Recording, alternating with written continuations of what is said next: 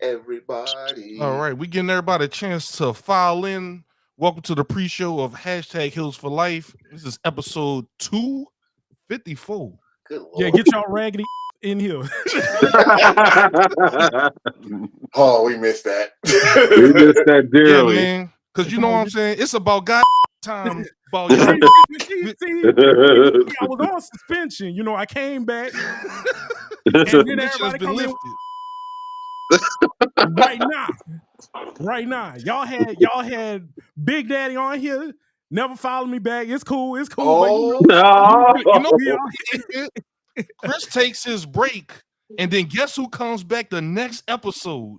I Mother- wonder who was responsible for you not Son. being on the show. mm, We ain't gonna talk about that.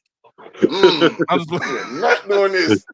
Yo, Not doing it on the shout first out to episode. Wild Man in the building. What's up, Wild Man. Willis, one of the biggest supporters of the show. This man be paying for pay-per-views for us to watch in the Discord. The goat. That's the kind of community that we are building here with #Hills for Life, and we appreciate people like Willis, This man people right like the guys on the panel, Tone, Stefan, 8-Bit, Stormy, Everybody Tio, buy the merch. all y'all building something great here, and we are on the cusp, fellas.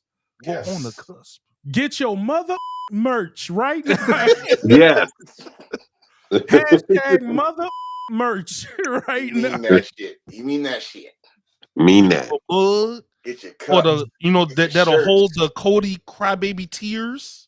No, Oh. get the pillows when you giving out vicious back shots. Get the Bruh. pillow. So Not you the go- vicious. Wow. Wow. No Diddy. No Like, Diddy boy, at all. No Diddy. No Diddy. No Diddy. No. No Diddy. My guy Dizzle, what's going on? Man, what's good, Diz? Yep. Too sweet, my guy. Oh yeah, too sweet. Too Oh, of sweet, course. too sweet, too sweet. And then you get As- smacked. And then you get smacked. As you can see, we got two kings in here Yeah, now. We got King Ace, aka King 8-Bit. Hey, bro, you know the And, TV champ back here, the NWA TV champ back. That's what I'm talking about. So, God damn it. Oh, that's the classic joint, ain't it? Yes, he's a king of television. That boy got belts low key that they don't talk that he don't talk about. But yeah, I had that boy I had a 8-Bit low-key flashback on Aaron. This I had is the only belt that matters right here. You right. make Yeah, it So, the world champ. let's say, don't you ever bark like that again. Hey, Wild Man, I guarantee you, WrestleMania 42 is going to be in London. Maybe. I think it's going to be in London. I'm gonna say West Africa. They going to West Africa. West Africa, bro. West- You going to Ghana, bro? Motherfuckers gonna use elephants to do the entrance and shit. See, The boy and they gonna have Kofi be. Kofi gonna lose in front of millions. Oh, that's So, no hopefully- Kofi. yo, WrestleMania Africa is crazy. That'd be dope, though. Mac T in the house. What's good, Mac T? Yeah.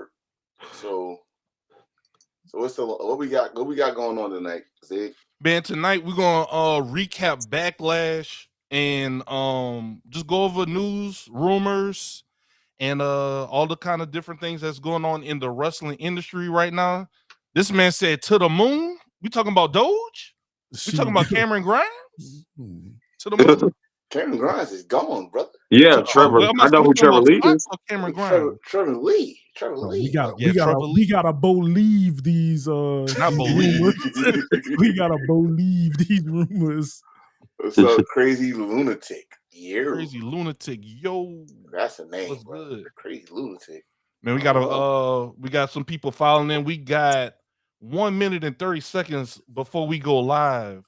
This man counts. Once That's again, 1 appreciate minute and y'all. 30 seconds to get your mother merch right now. And speaking of merch, Yes. speaking of merch, Yes. look, we even got a QR code. Boy, we Y'all can moving take. up. How many people got QR codes? You know the technology it takes to make those. You know the technology it takes, and technology is so advanced now. You don't even need a QR app anymore. The Right. updates on y'all phones, all you need is the camera app. Mm. on your phone, Look at that. and then you take a picture of it, and it'll take you straight. It'll Unless take you you got- literally straight. Unless the you website. got, unless you got, Look at that. jitterbug. Look at that. You, can't do You that saw on it in live jitterbug. time. The QR Right. code working in action. Listen, you can't do that. That means you still got a fucking razor, and that means you Right. own shit. Got the old Nokia phone, you know, the ones that don't flip or anything like The that. Nokia phones. Motherfucker got the sidekick. The ones that got snake on it. Word. Hey, I had that T-Mobile sidekick, bro. I was All the hinges broke off of it. Yeah, let me. the swivel. Took the screen over. Everybody thought they was Iron Man with that one. Yeah, bro. You know we. Now, let me go ahead and since we got people on Facebook, YouTube, we have Twitter. We're gonna go ahead and No kick. No kick. no No kick. I mean, no kick though. That's a whole different order. Kick. We ain't kicking it over on kick. The Man, green. what's good, Jerry? Man, shout out to Jerry from the John O'Bourne show over there. We talk about a lot of Saints and Pelicans news. Shout out to Jerry, man. Appreciate you, bro. Appreciate you coming over to the wrestling world, man. Appreciate that. See, Welcome to the hills. Oh yeah, go Saints. see, that's what I'm talking about, bro. Oh, wait a minute. I got 3 Saint fans on here. Nah, Yeah. A-Ben's actually not a Saints fan, even though he's 49ers from fan. New Orleans. Yeah, I'm a 49ers fan. See, that's a whole nother discussion. That's a whole other fight right there. You know, if I say George Kittles, y'all motherfuckers be mad as hell right now. Like, Oh, you not know- not that Kick, crazy lunatic. Oh, There's a streaming competitor to Twitch called Kick. yeah. I know the Kick you talking about. That's like the WhatsApp kind of competitor. No, not that one. Now we gonna be on what's not. Oh no, what it is? What it is? What's not? What do the auction? Gonna be auctioning off? Cheeks. No. I'm- Chris I'm- Chestheads. We gonna auction off Chris Chestheads one. Bro. Oh shit! You know you're in the comments, right? I know. That's what I know. Oh, I know. That's what I I'm saying. I know. I know. I dare him. All right, so we about to Say something. we're about to kick off the show, but before we kick off the show, we have a word from our sponsors, Get your mother merch. aka a word from Tone, the enforcer. Why?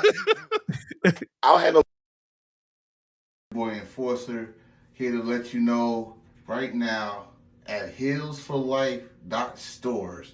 We have our merch. We updated our merch. We still got the classics. We still got the cups. We still got the mugs. We still got the shirts, the aprons, the banner, all that stuff for your needs. Also, we got our new merchandise, which you'll see the group pick.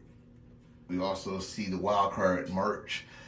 Check it out right now, if you will. Also, to let you know, there's a 15% off using the promo code Enforcer. Check it out. All your merch needs right here in our store, heelsforlife.store. Check it out. All you need, all you want, we got it. Win by any means necessary.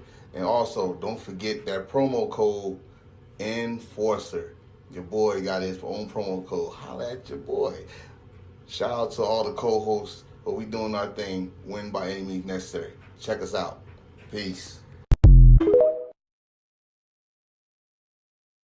People, it's your Big Daddy, and you are watching Heels for Life podcast. Heel heat.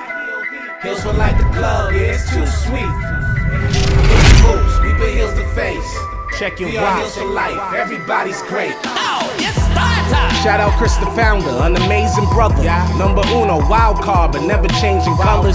It's Mr. Team, bring it, let the guy flex. Beefy Boys to UETTs, but I digress.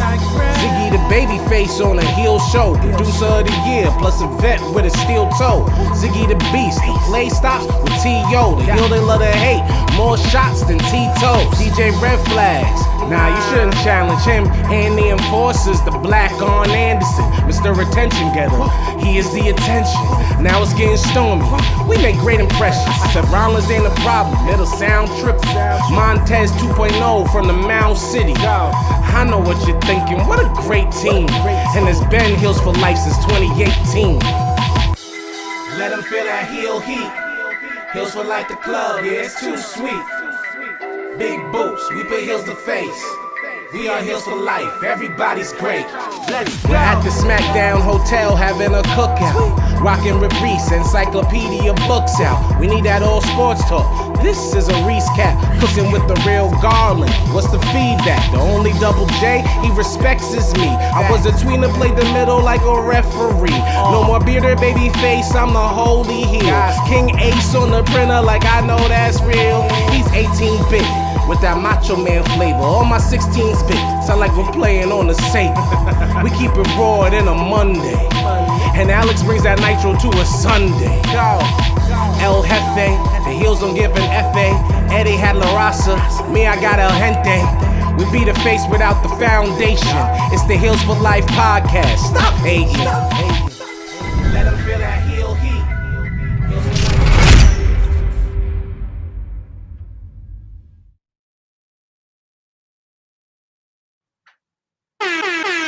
What's good, everybody? Welcome to episode 254 of the Heels for Life podcast. It's your boy Ziggy the Beast, the Bayou Babyface, on the Heel Show, live from Zamunda Productions. I'm here with the Enforcer, Big Tone. We have the Real Garland, Yes, and we sir. have returning from suspension, 8 Bit of Fun. Yo, what's good? What's good, man? You know, I'm back. You know, they let me out of jail now. The suspension is over. I paid my fines, but you know, I'm gonna need that money back. So buy your mother merch. I need to recoup my funds, and you can get an exclusive 0% off with promo code 8 inches soft. Get 8 inches soft as your promo code. You get an exclusive 0% off. Immediately at checkout, 0% off with promo code 8 inches Zero soft. discount. Zero discount. Zero. All proceeds goes to me in these back taxes and child support. Bruh. So come on, Bro. 0% off, exclusive, nowhere else. Lord 8 have inches mercy. soft. 8 inches soft. Do that. And before we get started with the show, we want to make sure we say hello to y'all in the chat, man. We got Cheryl in the chat. I see y'all. We got Jerry, Ginger, Spice with 2 E's. I see you, Ginger. We got Crazy Lunatic. We got our boy Chris Willis, Wild Man Willis, all y'all, man, in the chat. Once again, we appreciate y'all. If y'all haven't already, whatever platform you're watching us on, go ahead and hit that like, hit that subscribe. Tell a friend to tell a friend to tell a friend about the show. Share. There you go. It's free 99. All this free Definitely. stuff, man. We got bills to pay. My bad child support. Like Jono, this shit more than the game. We talk wrestling too, man. Appreciate that, Jerry. Appreciate that. Now, for those that been living on a rock, Backlash was live in France this past weekend. I knew one of y'all was gonna say it. I knew one of y'all was gonna say it. We. Omelette du fromage. Listen, S'il play, eat escargot, all that good stuff. fuck that. I learned French from Pepe Le Pew, goddammit. So whoa. I just don't do what he do though. That's all. What they say? You know, I don't know the rest of that shit. Grab him by the very proof Whoa, that's the wrong Pepe. Keep your hands to yourself, Pepe. By the way, shout out to the French, but I wanted to say this real quick. Dijon mustard is trash, but other than that, y'all are all right. Jesus. Yeah, it's been a wild year already. We're already in the second quarter of the year. We're in May. And there's just been beefs going all over. You had Cat Williams kicking the year off with the podcast. We got Kendrick Lamar and Drake going at it. And now we going into the summer. We got people debuting at the Backlash pay-per-view. Hey, we got a lot to talk about. All these beefs could settle right in the ring, you know. So See, we y'all have to worrying talk about it.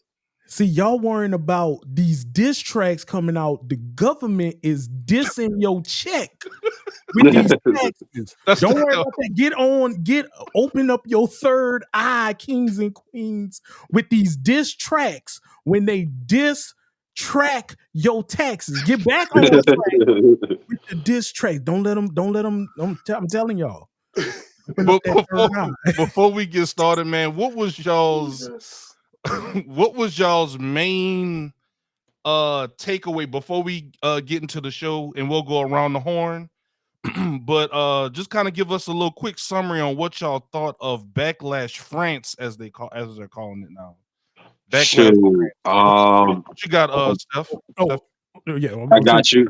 My main takeaways from this: whenever you go to a wrestling star like market, especially a place like France, where they don't really get a lot of live events from WWE, they showed that energy. The crowd really made the show. You know, I'm pretty sure it sounded like a broken record over this weekend, but the crowd was lit. It helped amplify the show. It made Backlash, which is, let's face it, a B show, feel like, you know, one of the big four pay-per-views. It, to me, what helped with the crowd is that it made everybody in the ring step up. It gave everything on that card an extra oomph. You know, I knew it was going to be lit because of the night before on SmackDown. They were hyped for a new Cash Republic versus Final Testament match.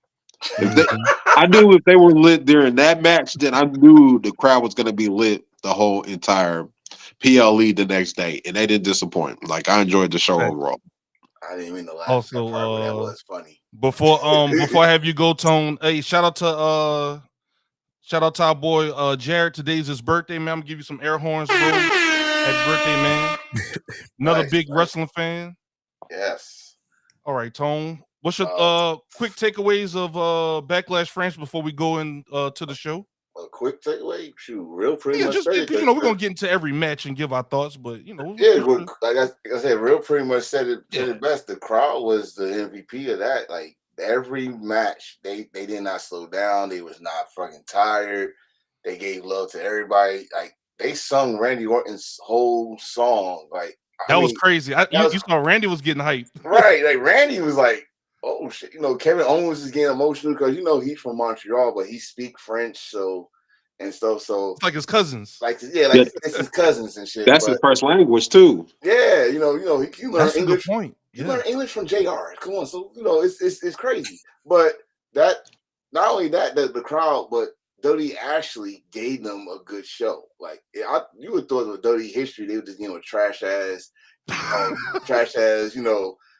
overrated house show, but they actually gave them a good fucking show with the energy. I cannot complain about it. So shout out to the French people, shout out to WWE for doing something right and actually doing something that made us like second guess, like caught us off guard. Like, we haven't been caught off guard in a long time when it comes to wrestling. So shout out to them. That's a good point. Yeah, and 8-bit. Let me tell y'all why they call this Heels for Life. All right. Okay, they don't need a pay-per-view within a month after WrestleMania. They need to take a month off, build story, and go from there. If WrestleMania is supposed to be the major reset, they need to go ahead. I'm happy for the French people. Parlez-vous français, and beans and disease to you too. But y'all need give them the next one. Don't let it be so quick. I didn't even realize Backlash was about to happen. I'm like, I at least got like 2 more weeks. It was like, no, that's this week. Be like, what you mean this week? No, that's I talk about the rest later. But yeah, it was too soon. And before we proceed, we have some fellow podcasters in the chat, and we like to acknowledge those in the community. We got Jaquez of the Wolfpack Wrestling Podcast, some air horns, and also the Starting 5 Podcast. You get some air horns as well, man. Even though we're a heel show, we have some babyface tendencies. You feel me? Exactly. So, in a shitty way, very shitty way. All right. So our first match, we're gonna go ahead and kick it off. Tone talked about it. Kevin Owens and Randy Orton versus the Bloodline of Solo Sikoa and Tama Tonga. So they said that this match kind of was supposed to be a traditional tag match, but with the I guess the blood feud that is spewing, especially with Kevin Owens. He's been hating the bloodline for years. Right. So it's it's kind of one of those on-site issues with them.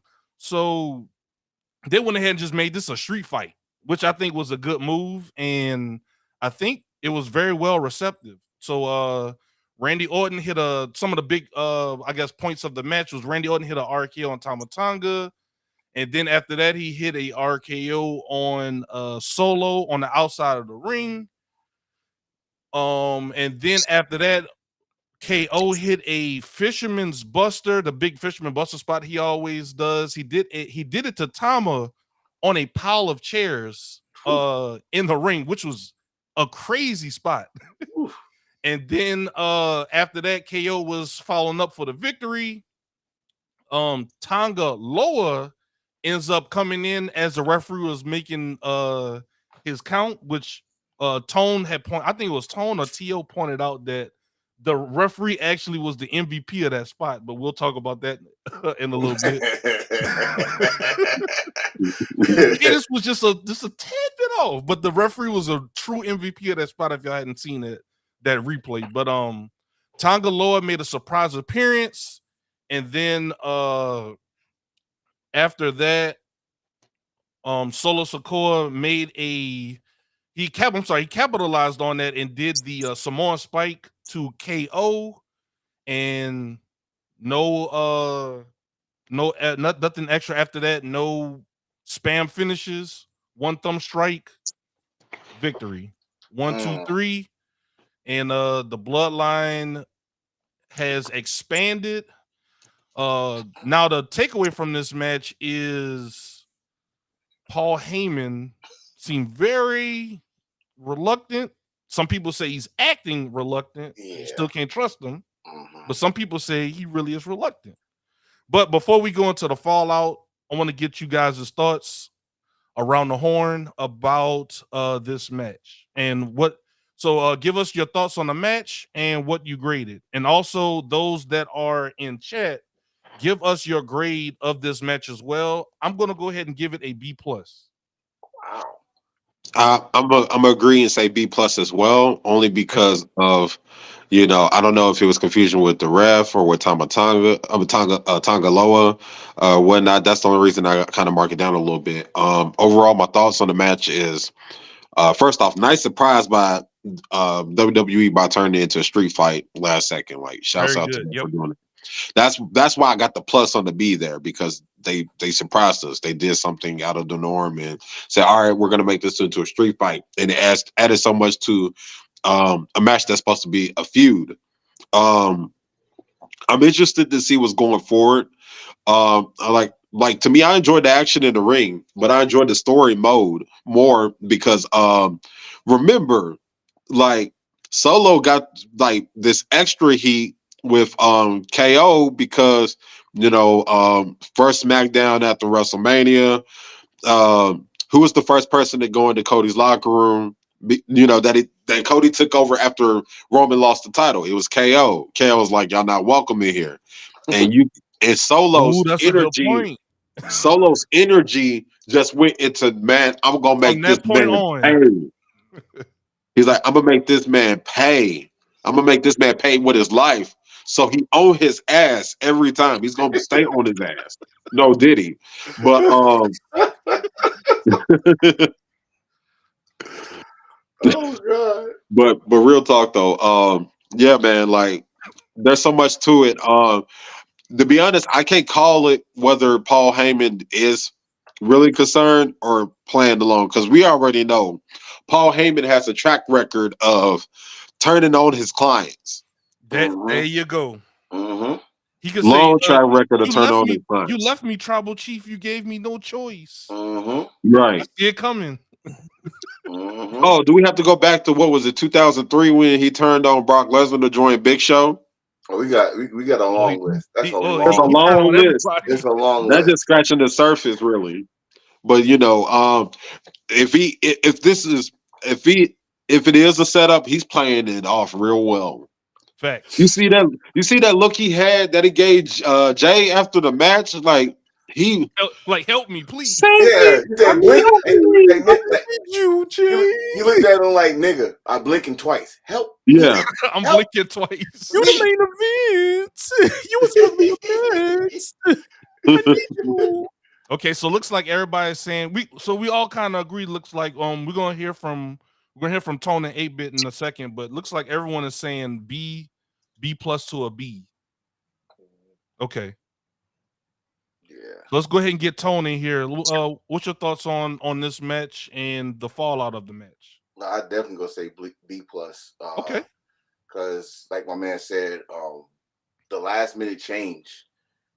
Jarrett, yeah. Yeah, the last minute change of that match was like, oh, we can't control it? Well, fuck it. Oh, that's a good point. So you saying the final boss made the change? Probably did, probably didn't. But when they did that, like, remember, this is the older match. This is the match that's going to set the tone for the rest of the night. And motherfuckers had to follow that. So when they did that, you already had me there. But then while the match is going, you got to look at Tama Tonga. Like, as you know, I'm a big freaking God fan. God from New Japan. Right. So when I'm seeing old crazy ass Tama Tonga back in the day, that motherfucker was unhinged. With the long bad hair. boy. Right, the bad boy doing that shit with his teeth and shit. Like what the he's back. This dude is smiling at Randy Orton with a chair. Who the fuck smiles at Randy Orton with a chair? But he smiled at him. He took some major bumps. But they really made Solo strong in this motherfucker. Like Solo looked like the street champ of NXT. Like, after he, before he beat John Cena, he looked like that motherfucker again. But that like I said earlier, that surprise that no one knew. Everybody was talking about Jacob Fatu this, Jacob Fatu that, and we see Tonga Loa. All right, I'm gonna be honest with you. I'm the only person that probably said Camacho. Okay, yeah. Bro. I know what Camacho is. Right, I ain't gonna lie, I forgot about that. I said, holy shit, Camacho back. But I know Tonga Loa. But that was a good swerve, and he helped them win, and that's fucking Solo's first win since that John Cena match. You think about it, right? Right. So, which is also crazy. This is a very small aside. It's very crazy how WWE does that. I don't know. I don't want to say Samoans. I don't know what Tongans, but Yokozuna, they had him cosplay as Japanese. Tonga was Mexican. Like, why they be doing that? But that's a whole nother conversation. That's a whole different conversation. I know it's wrestling, but still. But no, that's also happening in Hollywood. But as I say, it's a whole different conversation. But the back with the Paul Heyman thing, like you said, we got a long list for Paul Heyman turning on people, his history. It's like how they treated Shawn Michaels. Like, he will super kick you from behind. Paul Heyman was stabbed in the back if it helps him, right? So he could do all this. Help me, nigga, help me. You can do all that you want. At the end of the day, if the bloodline's on top, he's gonna be right there with them. So, but yeah, I give it a B plus. B plus? Yeah. All right, 8-Bit. All right, one. Uh-oh. Everybody, they getting a B minus because all these mother stole my haircut. They all stole my haircut. And then, I was the first person rocking this cut. And every last one of them. Yeah, every last one of them stole my haircut. So B minus, all of them. All of them. Every last member of the new bloodline, because they all stole my haircut. I'm done with them. But it was all right. It was all right. Like, okay. First and foremost, I knew it was gonna be a street match because that's the only way they was gonna introduce whoever. I knew somebody was coming, and I'm like, they just gonna let them have at it. So I respect the Nick Aldis coming out there like, hey, let them have fight. Nick Aldis don't. I'm waiting for him to just go ahead and get in the ring because it's coming. He pushing back against the bloodline a little bit too much, and it's coming. They're gonna buck back at him eventually. Yeah. So it was cool. The Paul Heyman, everybody just waiting to see if Brock Lesnar gonna come out of playing in the woods biting bears and stuff to come steal one of these championship belts from one of these minorities. The There it minority is. team is Oh, assembled, there you go. and Watch out, Drake. Watch out, just Drake. waiting. We don't Watch like out, Brock Bianca. Lesnar no more. We don't like Lesnar no more. So I mean, we just waiting on something to happen, and that's why I feel they should have kind of just waited for this. And this is another reason why I don't believe we should have Backlash show so soon. It should be a good extra month to build this up. So that's just me. But yeah, it was a good match. I enjoyed it. It was good hype match to start the night off right. I don't see any other match filling that spot the way that it did. Mm-hmm. Like even the other matches that was on the card that we'll talk about, I don't see no other match, not even a main event that could have sat in that spot to make it to kick the show off. Yeah, there was Gotcha. no other match on the card to kick the show off like that. Now, my only thing is I'm upset that the tag team titles were not showcased after getting their new belts. I was upset that Good point. there was no tag titles on there. So that was my little gripe about it. But to kick the show off for a no title match, that's the best match we could have asked for. What's good, Big Daddy? We see Big Daddy in the chat. Oh yeah, that a queen goal. That a queen goal. Yeah, shouts out to Big Daddy for real. Shouts out to her for real. Yo, I wanted to ask a question before you go to the next match on the card. Of course. What you got, bro? All right, so at the very beginning of the match, and this is something that we've been seeing on lately since Solo done took over the bloodline. We've been hearing people chant, "We want Roman. We want Roman." So my question to the whole entire panel and to our viewers as well is, when Roman come back, will this face turn, hit like cooked crack, or will it fall by the wayside like it has been for the past, 11, 12 years? You want to know why it's going to work? It's going to work because it's not forced. The last times that Vince and the WWE or the network, whoever we're going to blame, the reason why it didn't work is because it's forced. Sure. I mean, they damn near was cheering him when he was a heel. Acknowledge me. Yo, yeah. Yeah, put your fingers up. Like they were begging to cheer him anyway. You know what I'm saying? So I think it's gonna work because the crowd wants it. So it's gonna be good. If they don't go back to that damn big dog. No, I think keep him as tribal chief. Keep him from the cookie cutter fucking promos like he was doing when he was tribal chief. Yeah, it'll work. Don't change nothing. Just don't change it. Don't change the formula. If it's fucking not broke, don't try to fix it. Big Daddy said she thinks that Solo shouldn't have taken over the bloodline. She believes that Solo should have cooked a little longer. They go. Solo's the leader of the bloodline now. He pretty much. I think it's a facade. Okay. I think it's a facade. He's just there. He's just there as the face of it right now, but I don't think he's running stuff because what? Yeah, exactly. Because notice, I got you. Like let's go back to that. I think it's that same SmackDown after WrestleMania when he took over, and he said by the orders of the tribal chief. He never really acknowledged that he's talking about himself. Right. So I think The Rock is running shit, and he's just doing it by orders of him. Because some people are saying too, didn't Roman say, "Hey, you next up, Solo," especially after Jay left the bloodline, because Jay was supposed to be the next one up, but now it's Solo. He gave him the tribal. He's the tribal heir. But some people even Big Daddy is alluding to Jacob is going to be the leader, or is that what you're alluding to? Am I misreading what you're saying? Are you trying to tell us something, Big Daddy? Man, what's Jacob's contract? Yeah, Jacob Fatu. Hey, no, he's a free agent right now. A lot of people been waiting on him. He the missing piece. He's a free agent right now as we speak. He's doing some extra bookings, but He's a free agent, so they pretty much say he's already in. Just when the right time to bring him Here's in. what I'm afraid of with Jacob. Jacob, and we can all agree on this, and everybody in this chat gonna agree. Jacob is more intimidating than Solo. Yes. Way more. Way more intimidating I than ain't gonna lie, Solo. that boy is savage. Listen, don't give him a live mic.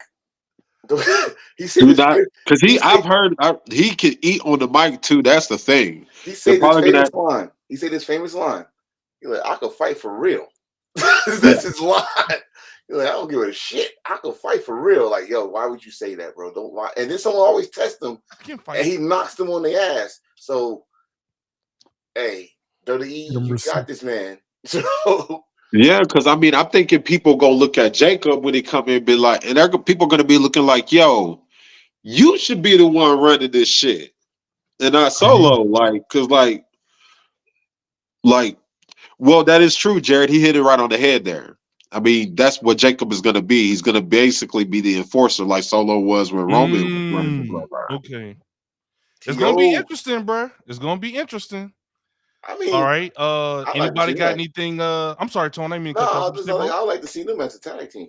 Yeah, who? Solo and Jacob, because they both do the Samoan Spike. They both big. Well, double Samoan Spike. I say Jacob is more athletic than Solo. Yes, he's more athletic than Solo. Damn, and Solo pretty athletic. but I haven't seen him do a. That's gonna be pretty good. I haven't seen him do a split-legged moonsault and jumping over the ropes. Oh, that's you know what? Jacob is wild. Jacob is a wild boy. This dude is doing some moonsaults and stuff. Yeah, like stop. I am in the crowd. Okay. You know what? You're right. I'm like, stop, bro. I'm smaller than you. I can't Big do that. Daddy said Jacob would. So that he might side with the Usos then. Maybe. But Big Daddy hit it right on the head. She hit it right on the head. The point I was kind of trying to make earlier. I feel like that's what would happen. Like Jacob would overshadow him, especially in this new era that we in. If they let Jacob go, like we know he can go, he's gonna overshadow Solo. Why we have two bloodlines? The Civil War. What they said? We just in the third inning. Don't start that. Right. I'm sorry, Tone. Fourth inning. Oh God. Can we get to the 7-inning stretch? God damn, this shit was like 3 years old. God damn. But it's still cooking. It's like an onion with different layers. So there you go. All right. And did y'all have any last things to say before we go into the next match, the women's championship match? No. Nah, okay. All right. So the next match that we have is Bailey coming in as a champion versus Naomi versus Tiffany Stratton. I'm looking at my notes. Some of the high points of the match that I had was Tiffany seems to be pretty impressive, but I feel like she needs a little bit more time to cook. There was an impressive spot where they did the 3D to Tiffany, Naomi, and was it Naomi and Bailey? And let's see, Bailey won with a roll up on Naomi because it looks like they're trying to protect Naomi a little bit here, but it was kind of anticlimactic. The only thing is, where does Naomi go after this? Because I mean, the other two ladies, we'll talk about them later. And their big three kind of stable that they have, they're on to things, but Naomi's kind of, I don't know. I guess we'll see. We're kind of speculating on that, but a lot of people are really high on Tiffany Stratton right now, and I don't know, man. I want to get y'all thoughts on this match. They did get a lot of time, which was a critique of women's matches in the WWE, but I feel like they got a good bit of time in this match. They did a lot of outside work. They didn't just stay in the ring, and I think it was pretty competitive. Just the ending was something. Well, so I'll let you go ahead and start it, Tone. Okay. I'll give it a C. Average C, just C, average. Just a C? Yeah, just a C. Well, I know my partner real go like this because me and him have been watching her since NXT. Oh yeah, I watch NXT. I mean, I've Okay. seen her, but But the thing is with her though is once she got because she was honest with herself. We're talking about Tiffany, by the way. yeah, She was honest with herself when they wanted to push her up last year, and she said, "No, I'm not ready. I can't. I got to work on my selling." After she got better against that Becky Lynch, I know a lot of people can't dig Becky Lynch, but it was because of that feud she had with Becky Lynch that everybody got really see how good she is. So yeah, she should have got some more time during this match, in a triple threat match at that, where you could spotlight her even more.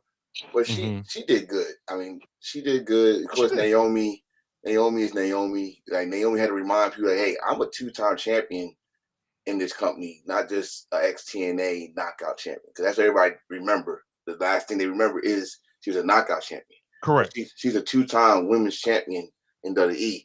And then you got Bayley. But like I said earlier, if it wasn't for this crowd, I don't think we would have been worrying about this match. It would have been like a regular women's title match and stuff. But yeah, I think what they just told us, like almost every match in the show, they plan to see for the next feud.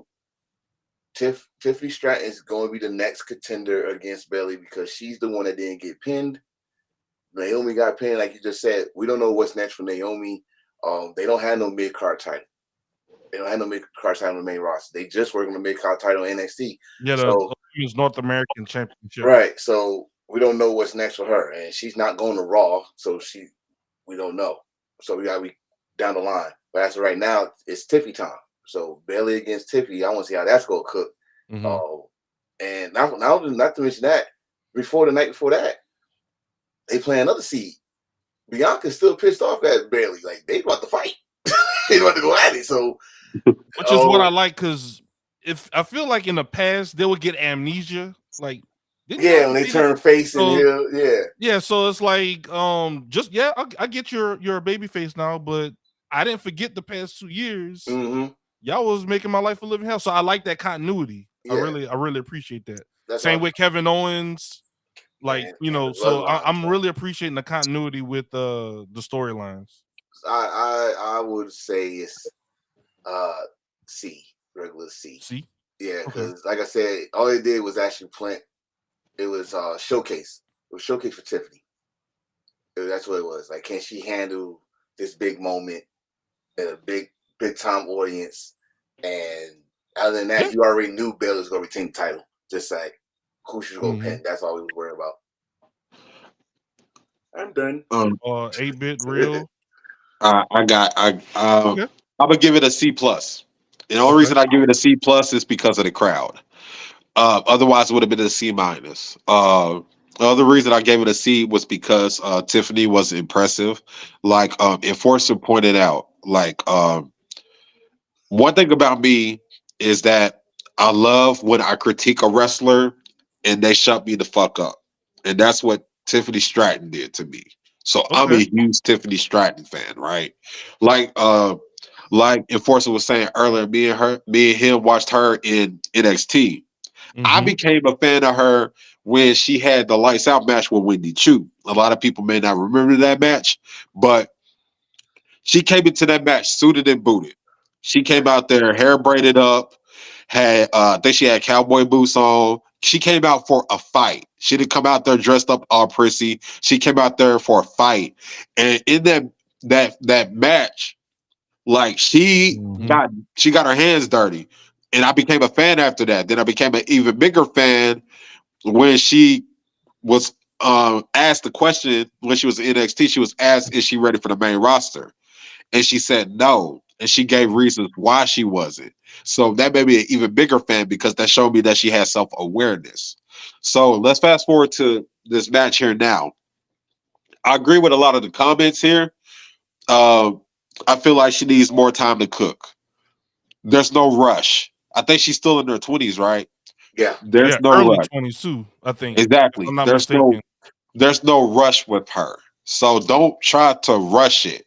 Let it happen organically. And as you can see, she's over, especially overseas. She's very over. She's 25 years old. Right. So you got time. You got time. I think she's the same age as MJF. You have time with her. She has the charisma. Her in-ring skills is getting better and better every time I see her. She's very athletic. To me, that's another reason I gave the match a C, is because she's impressive. Now, here's some harsh reality. Okay. And it's two things I'm gonna point out. And I'm Okay. sorry if I'm long-winded on this, but it got to be pointed No, out. you're good. I mean, yes. No. Number one, Bailey's title reign is not off to a good start as far as people looking at her as the champ. Mm-hmm. Of course, that could be a personal opinion, but I feel like it feels like she's just holding the title for Tiffany, to be honest He with feels you. kind of transitional. Exactly. It That's feels very interesting. transitional. Number two is going to be the biggest point. And y'all probably going to want to chime in on this. Okay. Big Daddy alluded to it earlier. Naomi, it feels like Naomi is back where she was before she left the first time. Mm. And I hate saying that. And she's the odd woman out in the big three. And I hate saying that, and she shouldn't be, but it feels that way. And it feels like she's just kind of floundering again, and it shouldn't be like that. I was hoping this time around, like, all right, she's back. You know, and granted, you know, she's been in marquee spots here and there, but it feels like she was where she was before. The last thing I want to say, and this is a prediction. I feel like when Tiffany does win the title for Bailey, I feel like Bailey and Naomi is going to be feuding with Bianca and Jade. I think that's how you turn Bianca. I think Bianca and Jade are going to turn heel. And they're going to turn heel because Bianca still has this resentment for Bailey. And Naomi Jade is gonna going to ride come. with her. Yeah, and Naomi is going to ride with her. And I feel like that's going to be a SummerSlam match at some point. Yes, I'm giving it to you here now, folks. I like that. Bailey's not making it to SummerSlam with that title because she got a bigger purpose.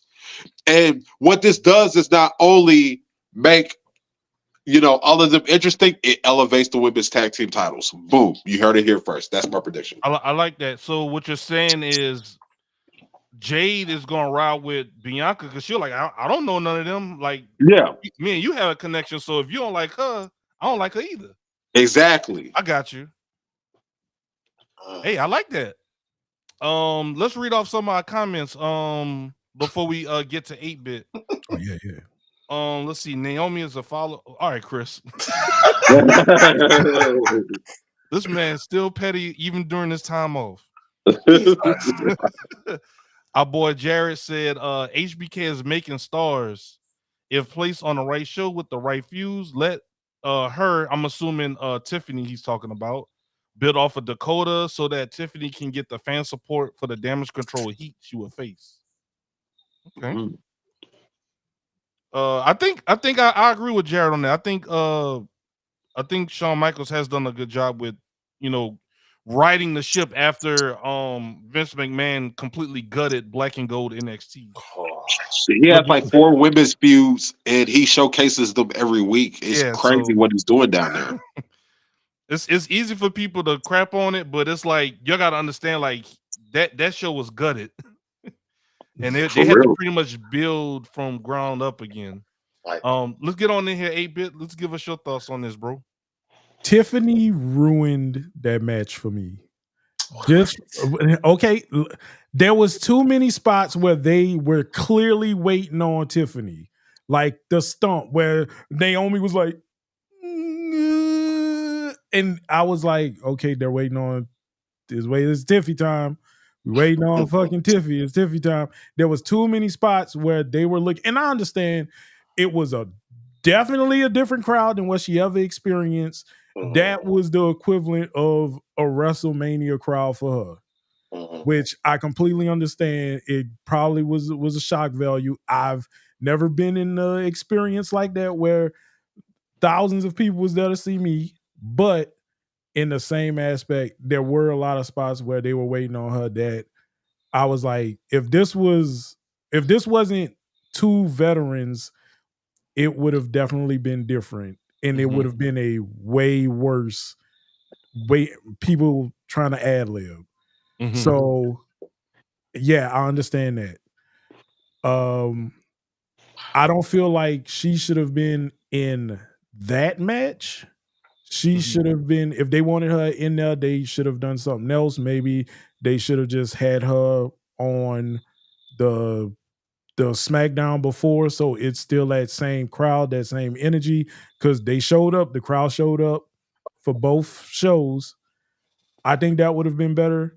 But if they would have took Tiffy out of that match, I would have seen it as like a B plus, just for the fact that it's two people who are very comfortable with each other in the ring. They are friends, and it was like, hey, this is a almost Kevin Owens versus Sami Zayn type. We get to just go in and do our jobs and have fun type match. And I think it Mhm. would have been good because that's how it was. Like at the end, when it was just them in the ring, it was very fun. It was very organic. But then Mhm. when you had to wait for those tiffy moments where it's like, okay, they're about to switch, Naomi about to get her break, and then we about to rotate out. It was kind of just sitting there, and it was like, okay, well, we waiting on the transition, and it was just some bad spots for me where I was like, well, that kind of just ruined the whole flow of the match because we go from this flow, then it's a different aesthetic because it's a veteran with up and coming. So uh I feel like for that crowd, she shouldn't have been in that match. But I think that goes back to what you were saying too, where you felt some of these matches and the setups were a little rushed. You think Yeah, that it kind of goes with that? yes. Because in All Right, why is Naomi, she just got back. Why is she sharing the spotlight with Tiffy? She just got back. What Tiffy has been signed. You signed her again. She is back. And her whole time was shared with a homegrown person. That is unfair. For her comeback to be against her. If they wanted to have a feud with just them and the winner of Backlash now faces Bailey at King of the Ring, fine. Go ahead, have fun. But either Bailey shouldn't have been in that match or Tiffy shouldn't have been in that match. It should have been one-on-one. Winner goes to King of the Ring, Saudi Arabia, fight for the title, or Tiffy can have her. Well, she probably they ain't going. Her outfit would not be Saudi Arabia friendly. So let's just be honest. She Uh, probably would push back on that. So Mhm. we know. So if they would have had Bailey at Backlash and then Naomi at Saudi Arabia or whatever case may be, that could have been another opinion. I just feel Mhm. like they could have had each person could have had their moment, and then we know Bailey gonna win at least the next two pay-per-views. The third one, now you Mhm. gonna be iffy. So we know she gonna win and she gonna get two belts. Okay, well, she beat Naomi, she beat Tiffy. Let's move on to what's next. We could have broke the story up and not rushed the story in 3.5 weeks, and then now we writing something else for the next month. Mhm. Yeah, I was going like I'm listening to you, and I was like, you know what? It's crazy because WWE did like rush the story. If you remember, Tiffany first match against was Naomi. That was a squash match, but we all know why it was a squash match. They had the long ass, Oh, that's um, right. Yeah. they had the long ass promo, which took some time by Mhm. Dwayne, but but Not but Dwayne. but when they had the match, and this is come on now. We ain't new to this. This is WWE logic. Facts. So when Bailey and Naomi had their one-on-one match, Tiffany interrupted it. Oh no, they both want to get it. Let's Can just they have it. coexist? Yeah, let's just have a triple threat match. But like 8-Bit said though, the thing is Naomi just got back Mhm. and y'all put her in this title match. First of all, you put her in this title match like what 2 months after she came back, or Royal Rumble she came back. Royal Yeah. Rumble, yeah. Okay, so y'all didn't give her a proper story for the title either. You know, it was not. It was just like, oh, it's Naomi. Let's just throw her in the fucking fire. She could do what she could do. She's friends with Bailey. Yeah, she's friends. They could cook. Like he said, if there was 1-on-1, they'd go cook for a good 20 minutes and by themselves. But I get what they're trying to do with it, because again, like we always say on here, for some reason it's WWE programming, but y'all don't watch NXT. Right. And you're trying to introduce, or you're trying to make another star, because for many years we had to deal with the 4 horsewomen. That's all we heard. Now one of the horsewomen is in the other company, and then you got to keep on shoving Becky Lynch down our fucking throat, and Charlotte's injured, and now, again Bailey's the last horsewoman that's getting any shine. So that's now, right. Yeah, 2 of the horsewomen are the 2 world champions. Right. So now, but now you try to say this. Okay, we trust Bailey because during the pandemic, Bailey was the head chief. She was the probably one of the best women champions. She was cooking. I'm not gonna lie. She was cooking, right? So now we gotta trust her with the belt as a baby face. Can she bring this young talent up to at least mention the main event, so we keep her going for the rest of the year? I think that was just a test, because again, it's supposed to be a B show, but that audience made it feel like that's true. Because if Backlash was in I don't know, Toledo, Idaho, Ohio, right? We would not be talking about a 20-minute triple threat match. We're talking about probably a 10-minute, 11-minute match, and probably we won't. Tiffany Stratton probably won't get that much shine, because we, just like you said on there, we probably talking about all the mistakes she made in that match. Because that's the one that got the whole shine. Like, oh, this girl was late. She was 5 minutes late on an 11-minute match. What the fuck? So I know what they're trying to do. They're trying to build some new stars because they hear us. They do listen to us on that part. Like, y'all need to build some new stars. Y'all got fucking wrestlers that have been wrestling for 20 years. Charlotte and Rhea Ripley hurt, so they like, you gotta make it. But and that's the only excuse I give them for rushing this with her. But listen, you just drafted another 2, 3, maybe 4 females that you gotta make.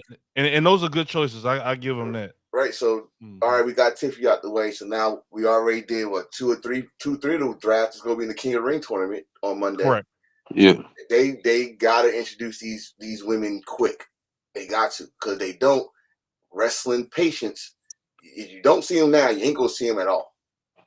Now I know you got to go to the next topic real quick, Zig, but I wanted to say this real quick. I want to piggyback on what you said about them bringing up these women talent.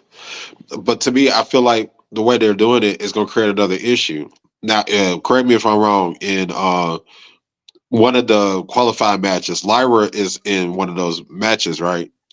Lyra Valkyria. Okay, you're gonna put her in a line of fire, like just throw her out there. People are not gonna have no idea who she is.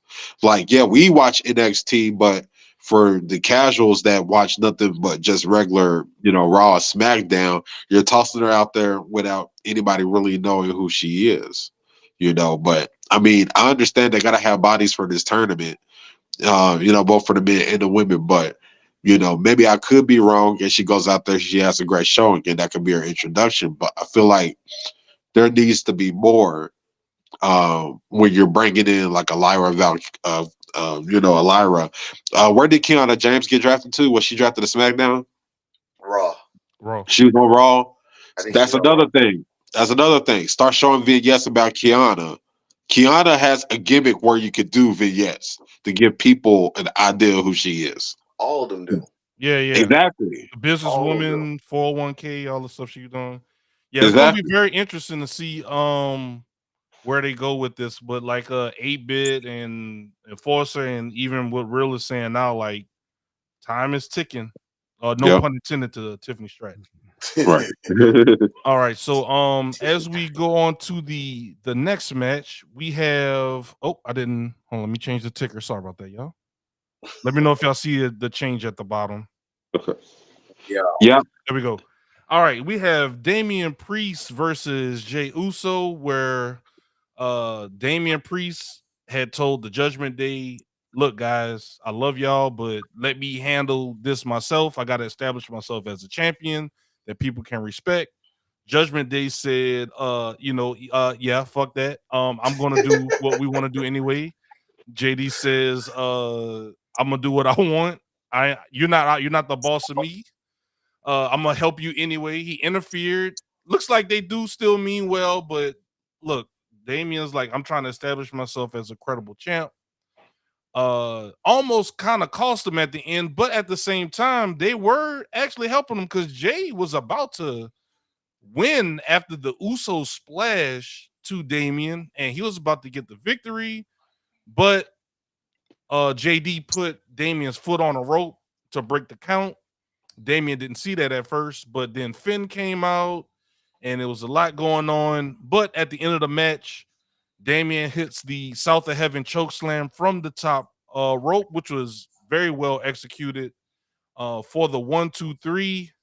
And then the Judgment Day comes out and tries to celebrate with Damien, but he was like, y'all just don't listen to me. Dom don't listen. JD, you don't listen, and you lose every single match you're in. That big forehead. Good Lord. The walking Funko Pop.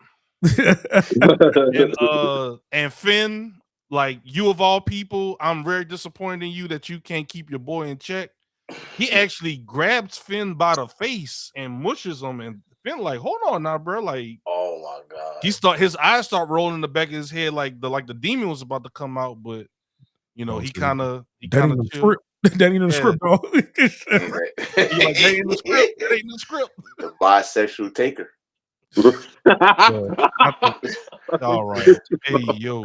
Hey, that trend when he won that title. I'm just keeping it real with you. You're right. Yo, I got JD right here. I got not JD. No. The Super Funko. This JD. This JD. Wait. Do it again, 8-bit, so they can see you. This JD. God. What's good, dog? Got the right head size and everything. Damn, not JD being a Super Funko Pop. But I actually I'll give this match another B, solid B. What do you all give this in chat? Y'all go ahead and fire off with y'all grades. Before we go to the panel, I'm gonna read off some of y'all chats. Let's see what y'all have to say. Chris laughing at 8-bit. Let's see. Ginger Spice says we need the Prince back. Yes. Prince Devitz. Yes. Jared said Damien versus Finn has cooked for a while, and it will be a good gumbo. Hey, shout out to my boy Jerry from New Orleans too. So I get the gumbo reference. I want if some they had gumbo. Me too. I've been telling y'all, just come on down, bro. We got you. Anytime. But of course, Chris, why do you? That's a whole nother conversation. You'd be like, why you? I don't even know why you asked that question. But all right, cool. Let's go ahead and get let's go ahead and let's start with 8-bit. Okay, so this match, I feel it should have been Drew. I don't think they should have fed Jay, main event Jay, to we knew Damien was gonna win. There was no way Damien would have lost that. So I don't feel like they should have sent Jay to the altar for that. They should have probably had it as Drew and had Drew go through some long tyrant reign and going on Twitter saying it wasn't fair. It wasn't fair. Had him being a crybaby and just interfere in any match. And then they just say, you know what, bro? Just settle that backlash, run that back one last time. And he closer to home than his home being, closer to here. So it would have been a good, like, hey, you from overseas, it's a cheaper flight for your family, man. Come on down and watch you lose again. It's the whole family. And they don't have to wake up early and be jet lagged. You can have your whole family there. The 3-second tan. Yeah, just come in, bro. You know? And then you could probably stay home for like a week. You gone anyway. Just stay home for like a week. You already the flight halfway paid. So they just did that. And then, you know, have Jay go for the belt he really want, which is, man, they need to have him versus Sammy. They need to run that him versus Sammy, which I was also mad. We didn't see. Well, we didn't see no Sammy. No Sammy and Gable. That's what everybody really wanted. Yes. I get that though. I get why we didn't see that though. Because they're cooking. Oh wait, are you finished? No. I know they playing chess. I know they playing chess, not checkers. But I'm just saying, like, I don't think Jay should have been fed if he's big. I just don't want them to LA Knight him as I don't want the LA Knight treatment where you know, just get you a slogan with a Y in the beginning of it. Like y'all, just to get something. Get something with a Y in it and you good. Your whole check cleared. Yeah. I'm gonna do a New York gimmick. I'm gonna do a New York gimmick and just be like, Don't you dare. That's my shirt idea. That's my shirt. What else? Just get you something started trendy with a little Y in the front and you good. Yeezy, just us Yeezys, like something, bro. Just get you that. But they shouldn't have done that to Jay. Especially when he openly said, "Yeah, you know, I want the title my people had. Like, you know, my dad had that title. I want this title." So Rikishi was in the Continental Champ. You're right. Yeah, like he said, like, look, this the belt that I want, and put him on that journey of going through there versus, all right, man. So you got you back at the bottom of the totem pole now. You know, work your way up, see where you go, and it's like, bro, I'm the hottest star on this show right now. Yeah, people, the whole crowd, they was unrhythmic, but they were. Why didn't the states think of doing it with your phones? That was a good visual. Don't start. We need to get better. States, it's your own people. I was like, why didn't we think of that? They could do it for Bray, but they can't do it for Jay. You hate to see it. Now when they start doing it in the States, the French got one up on us. They'll be like, we invented that, and we're gonna be like, you're right. We are the Yeats. We are the Yeats. Les Yeats. We started the Yeats. We the Les Yeats. Yeah, that's all I had to say. Like, it was a good match. I'm gonna give it a C plus. I'm gonna give it a C plus. I think that's a fair grade. Let's see, Tone or Garland. Which one of y'all want to go next? I'll go. No, I was just thinking what you just said. Like, I was thinking about that too. Like, the story is already there. The story is already written for Jay versus Sammy, just because the history, the bloodline history, and they were so close and bonded. It'd be a good story for Jay to win the kind of title from Sammy. But I already see what they're cooking with Chad Gable and all that stuff, so I'm gonna leave that alone. But this match right here, like I said, from the get go, from when Jay came out, even before that, when Solo walked past Jay, we talking about from the beginning, before the match even started. Solo walked past Jay, looked at him, gave him the head nod. Let's go. You see Tonga walk past him. You see Tonga looking up and down while he's walking, and again. Paul Heyman blinked twice. Help me, that's nigga. Right. You know. So, but then that boy Jay said it's above me now. You know, you're like, right. You're like, I'm not part of this no more. But when they played that music, everybody look at the entranceway. This motherfucker come in the middle of the field with the Michael Jackson Billie Jean jacket on. You know, he said, "Fuck it." They started going in. That visual, and I watched it on the WWE Instagram page.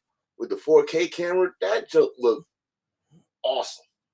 Bar none, that looked awesome. I'm gonna say that right now. I gotta go white boy on it. It's awesome, fucking awesome. Great. But then you know they're gonna replay the hell out of that on all of the hype packages, and it's gonna be on promotions. It's gonna be past, present, and now. And you see him doing this. Yeah. But then when Damian Priest come out, the mood changed a little bit, and Ziggy, He got new music too, so everybody was like, "What's this?" Yeah, you know I'm about to go with this. Fire that. Ooh, Death Rebel? Death Rebel, get him the Fire fuck out of there. Fire him right the fuck now. But so the match goes. Really? Thank you. Oh, Man, we got a live studio audience in here in shit. Zamunda Productions. Oh yeah. The only theme that Death Rebel made that was good was Trick Williams' theme. Other than that, everything was trash. Hey, I ain't touching Trick Williams' thing. I experienced that shit live. Hey, Death Rebel, shut it down. Count your days. Count your days. Shut it down, Death Rebel. Thank you for your future endeavors. You getting that shit right now. But the match was simple. It's like it started off like a Monday Night Raw match, but then it started cooking.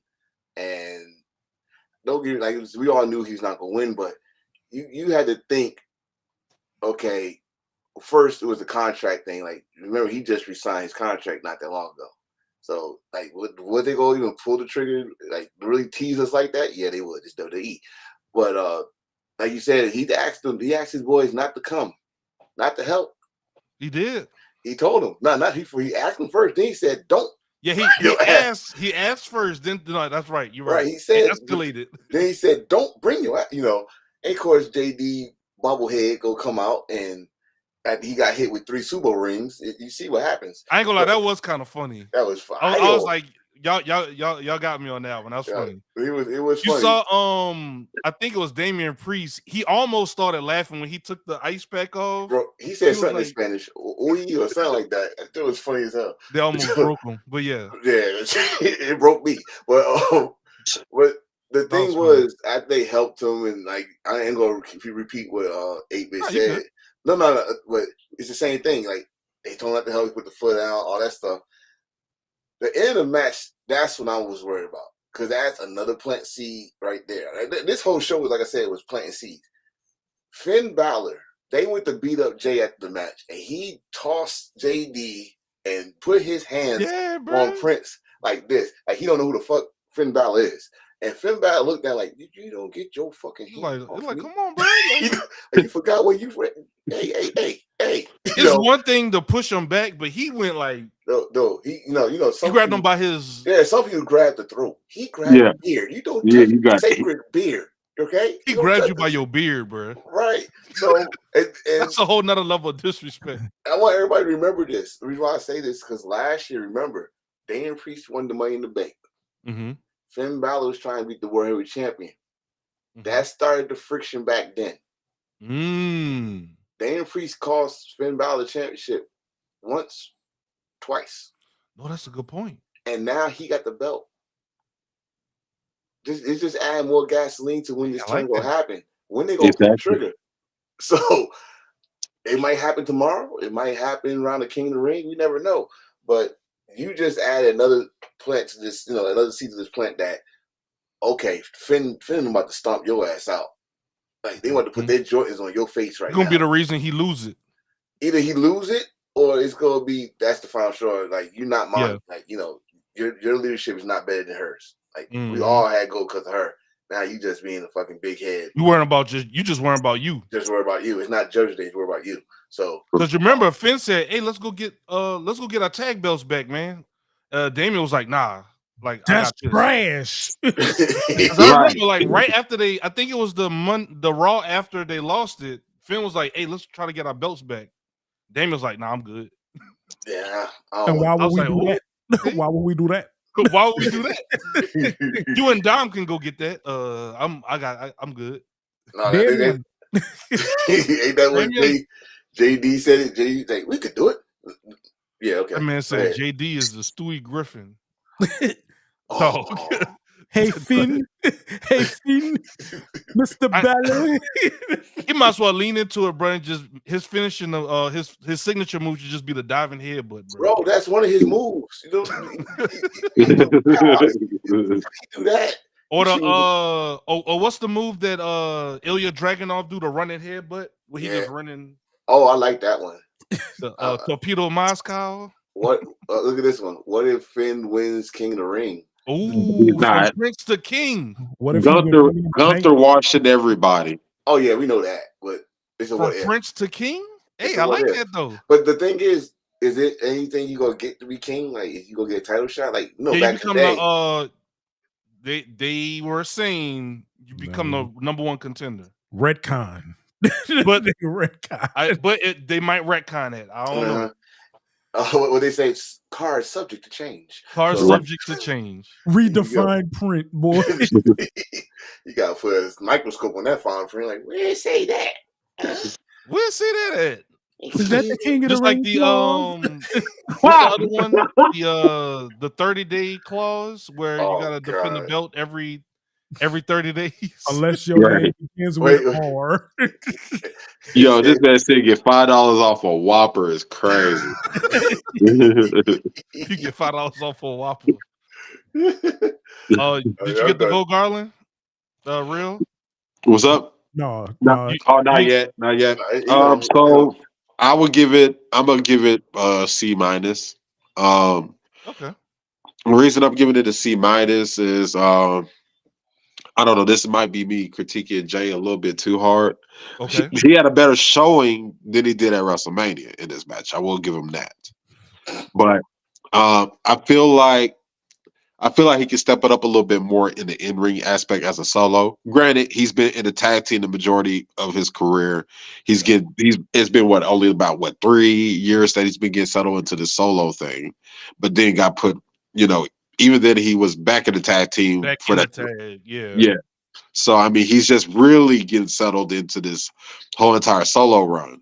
But other than that, to me, the other reason I give it a C is I feel like y'all pointed out, the split of the Judgment Day storyline is bigger than the World Heavyweight title at this moment. Yeah. At least that's how I feel. Say that again, Real? I feel like the Judgment Day splitting up storyline is bigger than the World Heavyweight title reign. Gotcha. I see what you're saying. Yeah.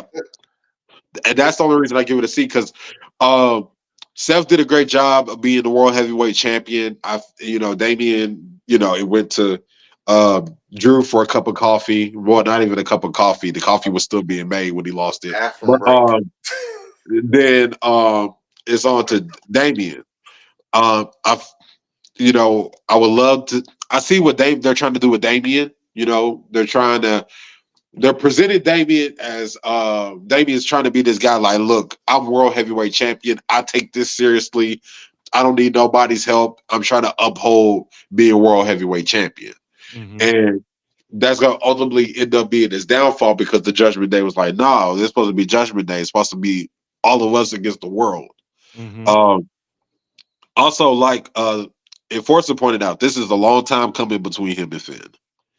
I think didn't it start with them fighting over the U.S. belt or something like that? That was before they was like way before, a little bit before, but yeah, okay. Yeah, that was way before Judgment Day. But like he was about to say, like, it all happened once Seth got that world title, and Dan Priest had that damn Money in the Bank, mm-hmm. and Finn was trying to get the world title because the history between him and Seth and getting injured and the U.S. the Universal title situation. So it's all similar up to now. Like, okay, now you got the title I was trying to get, and you fucking cost me the title. Oh, I still want that title. But let's keep it a buck here. We all know where this leads to. We already know that Damien is losing the title in Scotland. Mm-hmm. To Drew.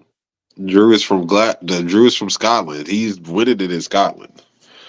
How? I don't know, but I feel like that's the direction.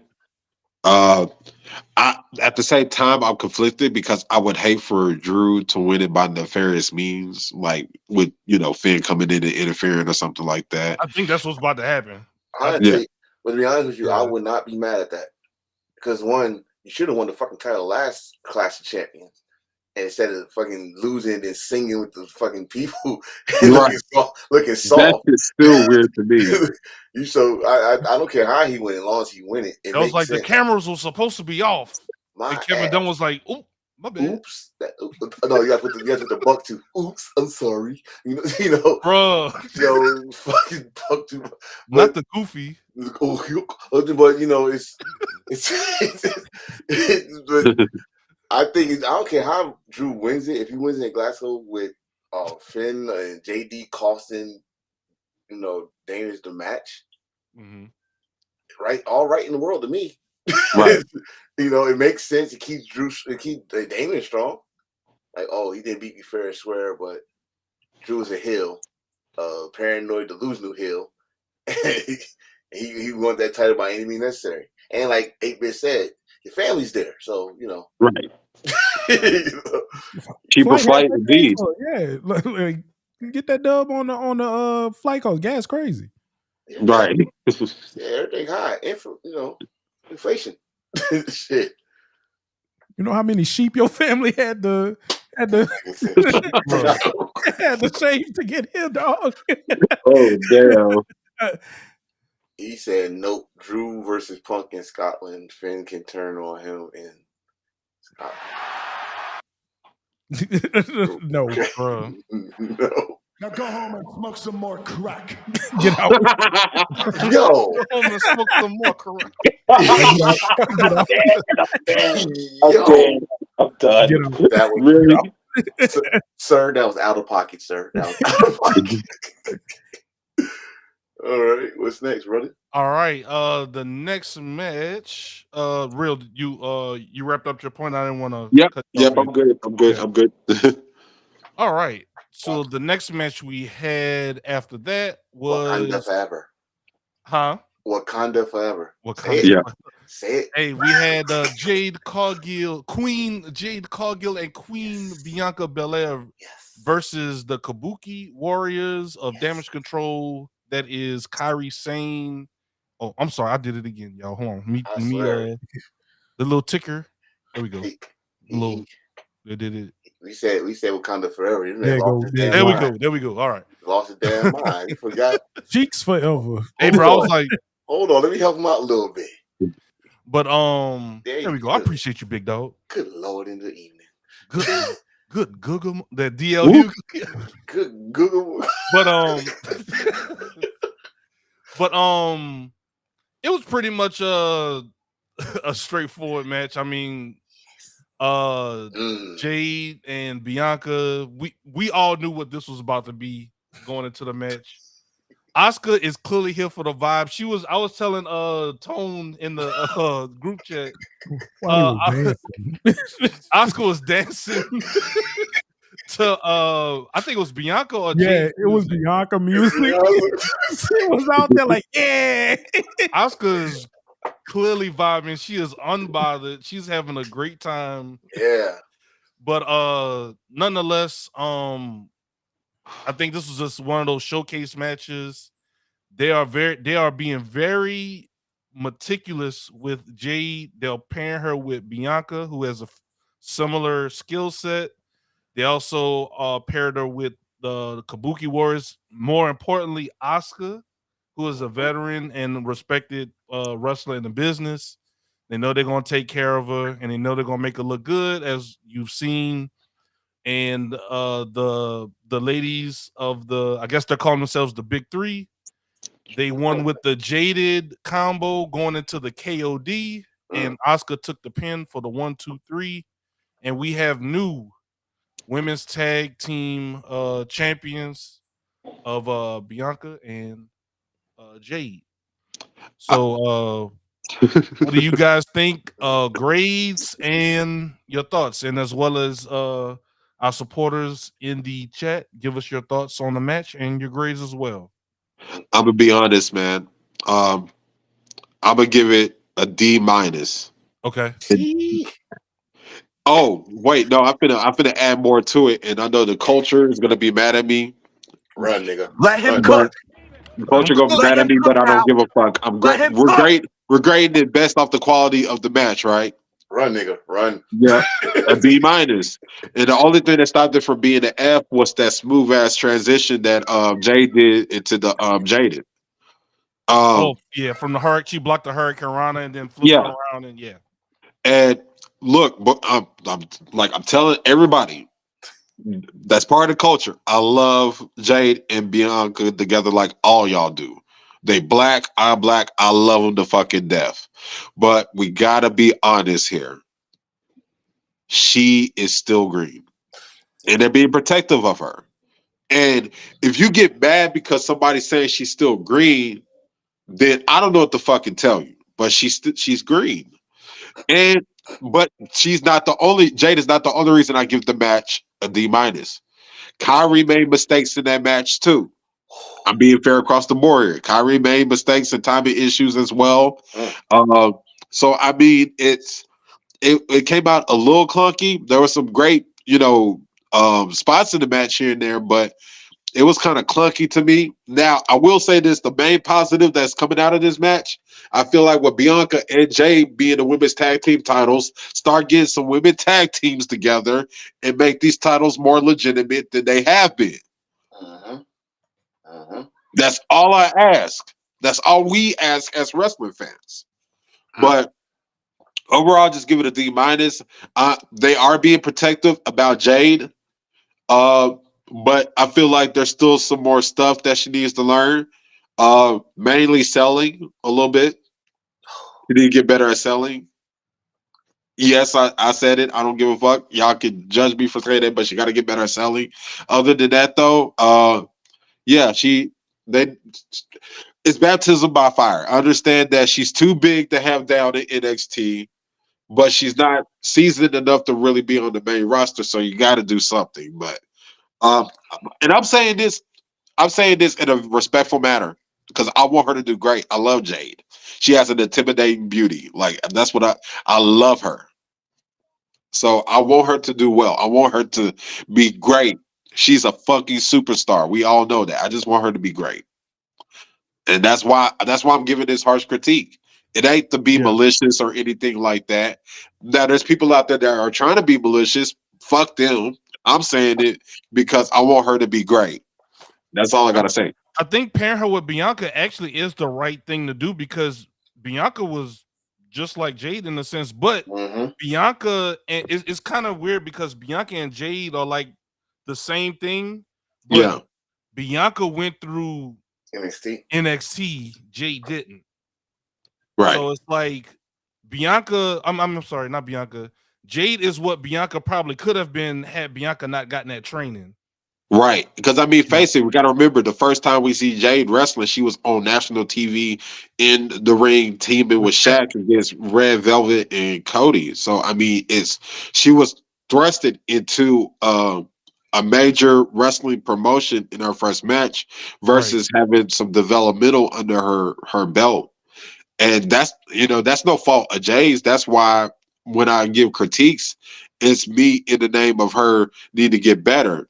Now she's gonna become great teaming with Bianca, and like you said, Ziggy, like nobody knows the position better than Bianca because Bianca was kind of Jade in a sense at one point. Only difference is Bianca had NXT to hone her craft. Jade is coming in virtually off of the street into wrestling, Yeah, they and you gotta and telling what she learned. I'm not saying they just taught her anything in AEW, but I know that the styles are different. There are some things you could carry over from the indies to WWE, but there's production, there's commercial breaks, there's a lot of different things that are different the way that WWE shoots things. So it's almost like she's having a read, like just like, hey, whatever you learn, let's just forget it. We're gonna start from a clean slate. Those 52 matches that she had in AEW don't matter at this point. That I agree with you there. Like you said, it's a clean slate. Like she only had 52 matches. To other people, that's a lot of matches. In professional wrestling sense, that's not a lot of matches at all. So she's essentially coming in. She's essentially coming in learning from scratch. What's up, Ty? What up, Ty? But get on here, 8-bit. What you think about the Jade Cargill, Bianca, Kabuki Warriors? What's your thoughts on all this, bro? Hold on. To defense mode. All right. Oh my God! Okay, so Hey, look, both me and 8-Bit got a soundboard, bro. Yes, Y'all yes, don't know yes. what y'all got over here, bro. I'm happy.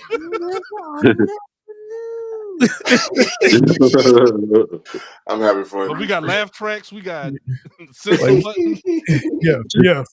So, I mean, that match was not as smooth for a title defense on a premium live event, as they like to call it. What's up, Reese? So for me, I'm gonna have to rank it low. It has to go. It got to be like a D minus. Like we all knew what was gonna happen. There was no surprises in that match, Right. and Bianca carried heavily the whole Hey. match. She got whooped from pillar to post that whole match, and Jay showed up at the end, and it was like, all right. And yeah, she definitely needs to learn how to take bumps, and I'm glad she did do the house shows, and they showed her taking bumps in the live shows, because on TV she was not. She Chelsea Green in three. The intros was longer than the whole match, and Chelsea Green was already out there when the lights came on from commercial, and they played Jay music. Jay walked out to the ring and beat Chelsea Green quicker before it took Jay to get to the ring and all that glitter to clear out the damn arena. So I'm glad they're doing that, but Jade is I don't like the fact that they said Bianca Belair was the once in a generational talent, and then they immediately followed it up by saying Jade is again a once in a generational talent. And I was like, what generation? Is she the new generation? Or this the same generation? Like the same age. Yeah, like what are y'all talking about? Hey, if you remember when she got drafted on her, you know how on the little nameplate where they put stats and stuff like that, you know what they had on there for Jades, right? Once in a generation talent. Like what Right. generation are we? Is she? Come on, man! Y'all need to stop with just giving a buff black chick this once in a generational talent. Oh man, we know like that's like the next Brian Breaker, man. He's a genetic freak. Like, so Bianca is 35 years old, and Jade Cargill is 30 years old. I'm sorry, 31. 31 years old. In the once in a generational talent. Every 5 years. Millennials. Yeah, like man, she didn't make the cut of this generation, the next generation. But yeah, I know why they gave her a belt. And Bianca needs something to do, and this is giving her more TV time. And they can switch between the two brands because that's a cross platform belt, so she can jump between Raw and SmackDown and get comfortable with everybody, so then they can start building these matches. Now, I don't know how they gonna break these belts up, because once again, we in a Roman Reigns situation where who gonna take the pin when they lose? Right. Ooh, that's a good point. That's a great point. Yeah. Oh, I can answer that one. We know Bianca gonna take it, but we know Bianca gonna take it, or it's gonna be some weird triple threat where neither one of them get pinned. There you go. Yeah. So see, even though 8-Bit calls himself a casual fan, he watched long enough to know the bullshit. He watched long enough to know the bullshit. Be like, all right, look, you are no longer green to us. You can cut a promo, you can take bumps, and same thing with Tonga. They don't know everybody know somebody gonna get turned inside out. You know the move sets. You know the 5 moves of doom for everybody. You know how the match gonna flow. We don't know that with all the people that they signed and the new people, so they have to establish these people on, hey, look, well, this day move set, so okay, well, this match about to wrap up. Vintage Randy Orton. All right, yeah, this is about to be done in about 5 minutes. We heading into the finish line. We don't know that with Jade, because even on AEW, Jade matches was before the next commercial break half the time. Right. So they don't have those rhythms that WWE have where the hey, yeah, Triple H said wrap this up. Y'all get to work. Yeah. All right. We know the finish. Now how y'all gonna get there? We don't know that with these people. So they have to start building that up with everybody. And once again, everybody been saying, oh, well, Bianca and Jade, they the same person. Well, all right, well, they the same person with the same belt. She got to differentiate herself from Bianca unless she will not get out of Bianca's shadow. Wrestling wise, personality wise, they do stand apart because Bianca is all happy, cheerful, and Jade is definitely, I'm here to win, cash my check, buy this merch. I'll see y'all next week. So they have to build up her character, but they can't do that because no one knows how she wrestles. And she didn't go to NXT to have camera time on how she wrestled. So everyone has to feel each other out, which it sucks because you had people in your roster that you cut that everybody knew how they worked because they wrestled with them. And I'm not talking about the people who sat in catering that never did nothing. We talking about Dolph Ziggler, uh, Elias. They had people that, yeah, they may have not been the best all the time, but they had their runs. People knew how they worked. And you can feed them and build up a story with them and then sit them back in catering or leave them for house shows. Everybody you got now is a champion. And you don't have a belt for everybody. So how this gonna work?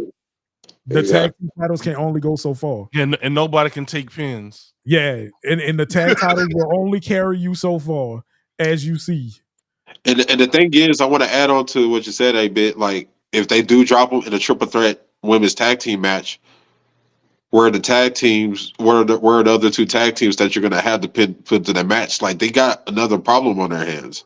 Like, yeah, you got Kaden Carter and Casey, whatever her name, Kanzaro or whatever her name is nowadays. You have, I think, Shayna Baszler been teaming with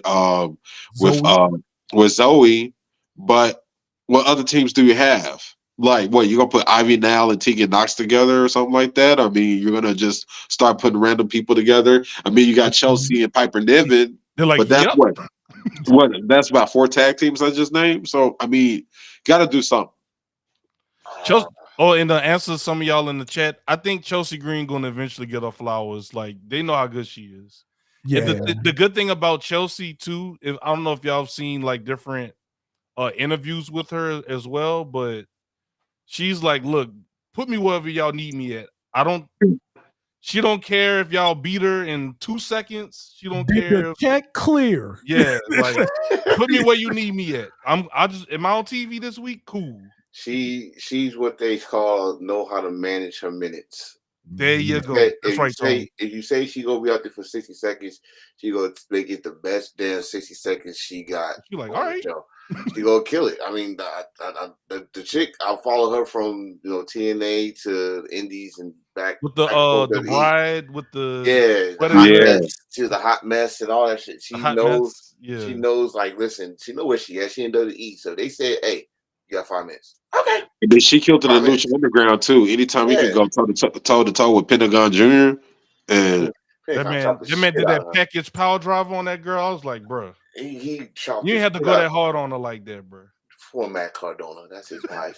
But I want to, like, I can answer a couple of what y'all was talking about. So when it comes to like the tag team division, so like they got tag teams there, but again, WWE don't utilize it or they don't respect those damn belts. Like, they still got Fire and that little witch that was with her.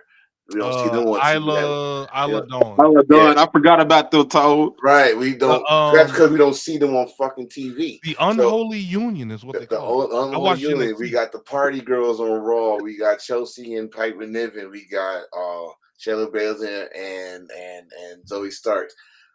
Then if you want to go there, you got some NXT people, but I don't know if they're gonna use those belts for NXT too, but then again, but when you come to Jade and Bianca, we all saw this coming ever since Royal Rumble when they did the little Spider-Man shit with the head of somebody over their head, like, you, all that shit. Everybody wanted this match before they even got there. Like when she had her TBS title, she had a money outfit. Y'all remember that picture? She had a money outfit. Yep. And then WWE, like the very next day, put Bianca in the money outfit with the Raw title. Like this match has been talked about ever since Jade was in AEW. The thing is with Jade, like we know she greened in the fucking Ninja Turtle, but at the same time, the girl is money. It's attraction. That's one thing, history-wise, has always been about attraction. Andre the Giant, fucking Great Khali. I'm not saying she's them, but you're gonna go wrestling, then I might as well say it. But what we saw yesterday, man. Bianca was the workhorse of the team, and then I go have to fire the cameraman because he had the camera right on Bianca where she's like, you can see her count. Okay, 1, 2, and you're like, what the fuck you counting for? You know what I'm saying? but again, this like if you watched her from AEW, we already knew this. We knew this from again, like Real said, she started teaming with fucking Shaq. Okay, like we saw from day one. Now she comes to the E. She got her learn a whole new style because you was over there where it was mostly independent guys who know how to work fast, like this. WWE is not. I don't give a fuck about that show named Speed. WWE will never be like this. Yeah. So they slow pace and then pick Harold Randy Orton always says, "Slow down." Yeah, slow down. They slow down. Then when it's 5 minutes left, the referee say it's showtime. All this stuff, but like, go home. Like go home. Like 8-bit, like what 8-bit said though. You gotta let some of the people go. That's why house shows are very important. It's like fucking rehearsal. It's like we're practicing our stuff on the house show so it could work on camera time. You know, little fun fact here. You know how you remember that Raw where Rock and Stone Cold were singing back to back with each other? Yeah. Okay. So you know how many house shows they actually did that before before they put it on TV? Like, you know what? The fans like this. This might work on TV. That's how they gotta do with her. They gotta do more. And now they put the tag team titles on it. That means they could go on Raw and SmackDown house shows and teach her even more. We got a good house here. You gotta learn how to sell. You gotta learn how to take some bumps and do a comeback. Like this, because we can't always rely on you getting the hot tag. Like goddamn, Bianca can't take too much ass. Yeah, Bianca cannot take all this ass with me every fucking week because I don't know how long they want them to hold those belts. Because that's gonna be the trigger for this feud that y'all want. Yeah, like someone gonna take the loss, and someone gonna blame one or the other, and they gonna turn on each other because y'all know Jay don't lose. Right, you know Jay. You hear Jay like Jay I don't lose. I don't do this losing stuff. Right, you hear Jay how she talks. She don't play that shit. If Bianca start clapping, like we all know our sisters do when they clap. Who the fuck you talk? You know. Exactly. Yeah. I was you before you. I was you before you. Right. You know. You don't go here. You know that shit. Remember that shit. Right. So it's right now again. They gave them the belts. Now they're giving them a reason for down the road what's going to happen. What y'all want, that match is going to happen. Where it's going to happen? Is it WrestleMania worthy? We don't know yet because she's still green. Right. So we got to get her to WrestleMania worthy because if she don't work, that shit going to be fucking Monday Night Raw at the SummerSlam. And the thing is, I want to add to what you're saying, Enforcer. Like, I feel like that match, the attraction of it should be able to main event night 1 of WrestleMania at some point in the future. It's just that we got to get Jay to the point to where she's ready for that spot. You know, because one thing about the WrestleMania main event, you don't want it to be a dud. There's been some duds in history, but you definitely don't want that to be a dud. Tobias asked a good question. I want to answer him real quick. He asked, "Is she AEW green or something like that, or green in terms of WWE?" She's green all around, whether it was AEW or WWE. Like, you got to remember, she only had 52 matches under her belt when she was in AEW. That's not a lot of matches at all. Girl green and baby shit. Yeah. Listen, And then that, I love Jade. I love Jade. me Jade too. is a specimen. Like I told somebody this before. I first saw Jade when she was cosplaying Storm. I never seen her in a basketball game. I remember she cosplayed Storm and motherfuckers was taking pictures of the shit. But when I saw her come to wrestling, like, then, well, shit, she looked like a goddamn wrestler. So shit, let's see what she could do. You could look like a wrestler all you want. And we've seen a lot throughout the history that people that look like they belong in the wrestling ring, but they stiff in a fucking board. Right. So she got it. She got the ambition. Look at what she did to Kyrie, which again, shout out to whoever knows this. She did the same thing to Sky Sky Blue, Blue. right? Yeah. So, but the fact that she catching a human being like they fucking sandbag and just doing all this shit, Yeah, she was rolling around. that shit was smooth. Like if she could get her wrestling ability as smooth as that spot, the sky's the limit for Jade. But right now, all she got is the charisma, the look, with WWE, the little it factor here and there. But you get that ring work going, which Triple H and Shawn them, they appreciate that shit. And she has a great attitude towards it too. Like when she been doing the house shows, the few house shows she's been doing, she's been commenting on them about everyone in a positive manner. She has a positive mindset going into the house shows because she realized this is gonna help me get to where I need to get. So I applaud her on that. You got to think though, like those house shows, it's more freedom there too. Yeah, it's not all the guys and girls that's back there that doing the damn Raw and SmackDown shows. They're not at these house shows, right? So it's a little loose on the house shows. So she need to do more though. She got to get out there because remember AEW never had no house shows, right? So yeah, let me go ahead and get to this last match because we're gonna have a rapid fire news segment, and then we'll go ahead and wrap it up and let everybody get their work week started before we head on out of here. So man, fuck this, I'm calling out. Hey, you the enforcer, so they ain't gonna all right, yes sir, you right. All right, the last match we have on the card is we have the American Nightmare Cody Rhodes versus the phenomenal one AJ Styles. What was they singing every time AJ Styles they had on AJ Styles? I don't know, man. Hopefully it wasn't saying like soccer mom or nothing like that. Man, what they was saying during the pin counts, I did not I was like 1, 2, soccer blue. What? That's some soccer chants, bro. They every time they got the AJ Styles, like it had me rock like, oh, this shit sounded good. And then, like I said earlier, they know every damn word to Cody Rhodes' song. Kingdom.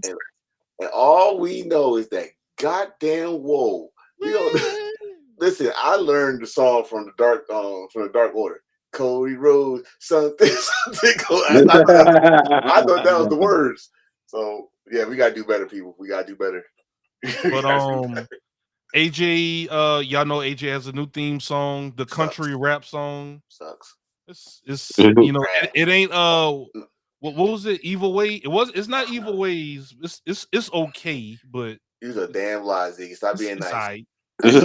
In the words of our brother and our good leader, it was trash. It sounds like the rapper actually sounds like the guy that does Solo's theme song, but that's a whole nother discussion. But anyway, this match actually was one of those things that's like, all right, Cody, you finally finished your story, getting ready to start your actual reign. You got the belt. What are you going to be remembered for? So this is where Cody's actually about to put the work in. So it's like, we always talked about, the chase and the hunt, but this is where you really cement yourself as a Hall of Famer, or you just was, Dusty's son. So his first title defense was against, fellow Georgia boy AJ Styles. And we all know AJ is going to take care of him, man. AJ, and we always talk about surefire Hall of Famers and first ballot Hall of Famers and different things like that. But I mean, for somebody that's followed AJ from TNA all the way to now, like AJ is just a professional, man, and we actually know why AJ is acting the way he's acting now. Leading up to this match, AJ made a comment about you don't think that I have what it takes. You think I'm just ready to retire? So it's like, that's why you're acting like this, because AJ is trying to prove to everybody he still got that dog in him. Right. He still is phenomenal. So the OC, once again, they just losing match after match. Like, I'm not associating myself with y'all. Y'all lose. I'm trying to get another world championship. So this is AJ Styles proving to everybody that he is still a main event talent. He is still that guy that we all know and love. And this is also Cody Rhodes proving that this is more than just me finishing the story. This is also me trying to do a legacy. So what you guys think of this match? In final sequence, Cody did a super Cody cutter, because instead of just bouncing off the second rope, he went to the in the corner and hit the Cody cutter, and then followed it up with a crossroads for the victory. I need him to fucking stop doing that shit. The Cody cutter. The Cody cutter? I don't care if it's from the second rope, the top rope, the Will Ospreay cutter. Says he need to stop. It looks sloppy. Like he's just trying to take a seat in midair. It's unorganized. It's unorganized.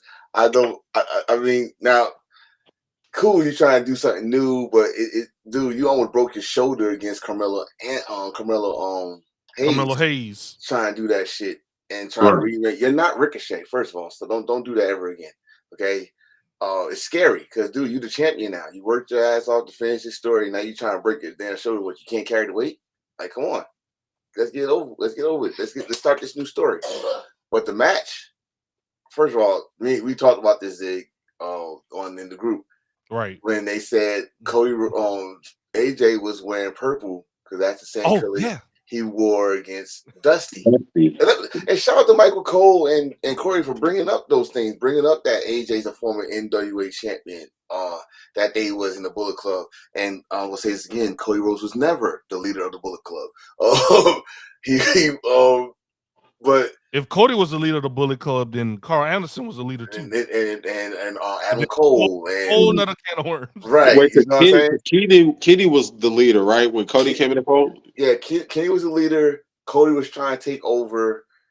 That's when the Bullet Club finds shirts, and then the firing squad, and the firing squad beat the shit out of them. But knocked the Sonic rings out of them. Knocked the yes, all the way. Someone dialed 911. It was a murder. But the match, man, the match was no pun intended phenomenal, because AJ did his thing, and then Cody brought some stuff during his story to get to this stage. This man did a Kimura lock. I was afraid that Brock was gonna come out. When he did that, I was like, oh shit, Brock might come out tonight.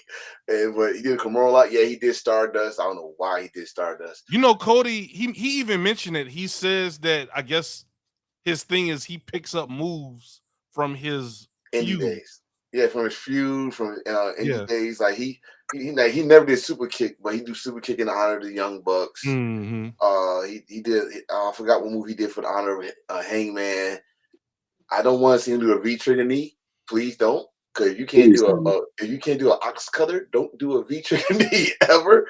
But like I said, this match was like full circle for me, because like they talked about, he first his daddy.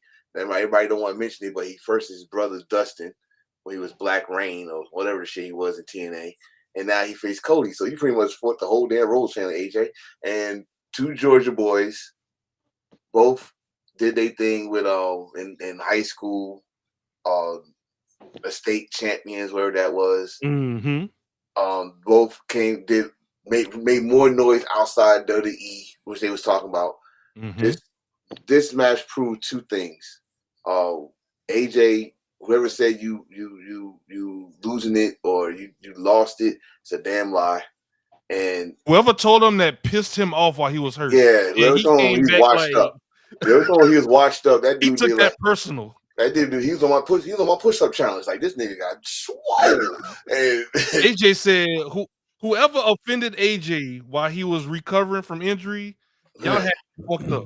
Yeah, y'all fucked up. This dude is mean, lean, and all that. He came back swole. Right. Like, that boy ate He's his freshman.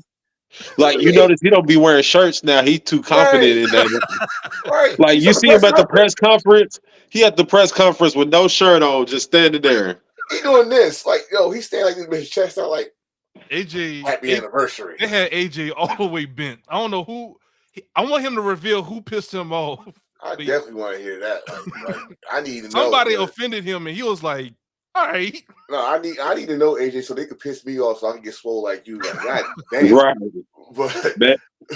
But the second thing, bro, before I lose track what I was talking, Cody got the first title defense off. The TV title defense, he got it off, and congratulations. Now the thing is, what y'all gonna do for his next feud? Because this was quick. Everything, like 8-Bit said earlier, everything was quickly done. So what's going on with his next feud? Everything starts over this Monday. Everybody got drafted. You want as far as we know WWE, but as far as we know, everybody that got drafted, you on these shows. So who will be the next rightful challenger for you? That's the next question right now.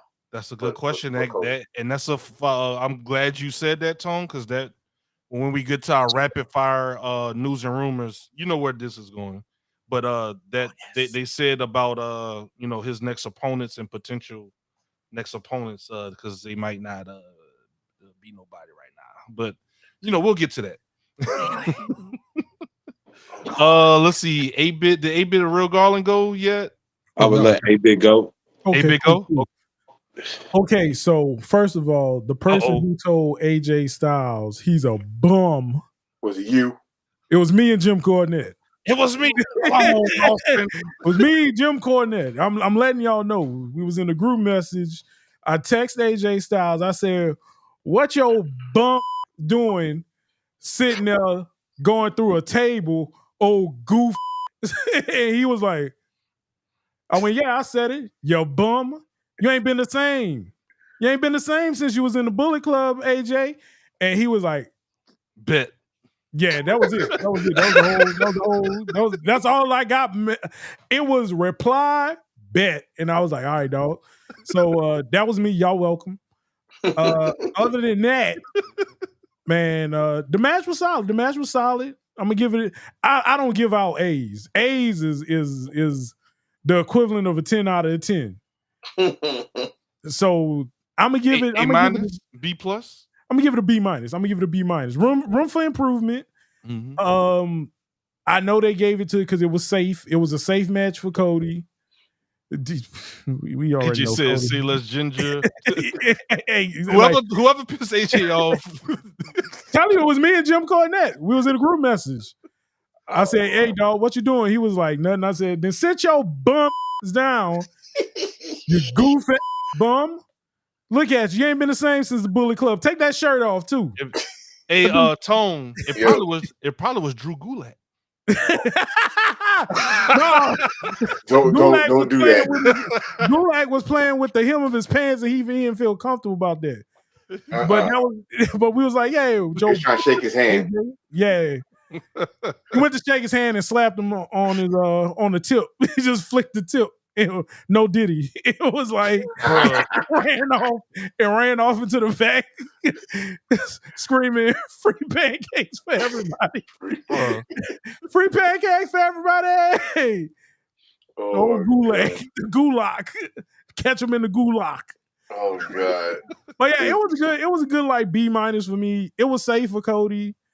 I wish Cody would really like I'm tired of hearing Dusty name. Like God rest the man's soul, but I gotta hear, you know what your daddy did for me? You know what your daddy? I told you your daddy gave me. How many people have Dusty said? I wish you was my son. He clearly told it to the whole locker room. But you know what? I think because that's like you know how you know how to push somebody's buttons. Yeah. You want to fuck with them. You really want to fuck with them. What's the one they all tell Triple H?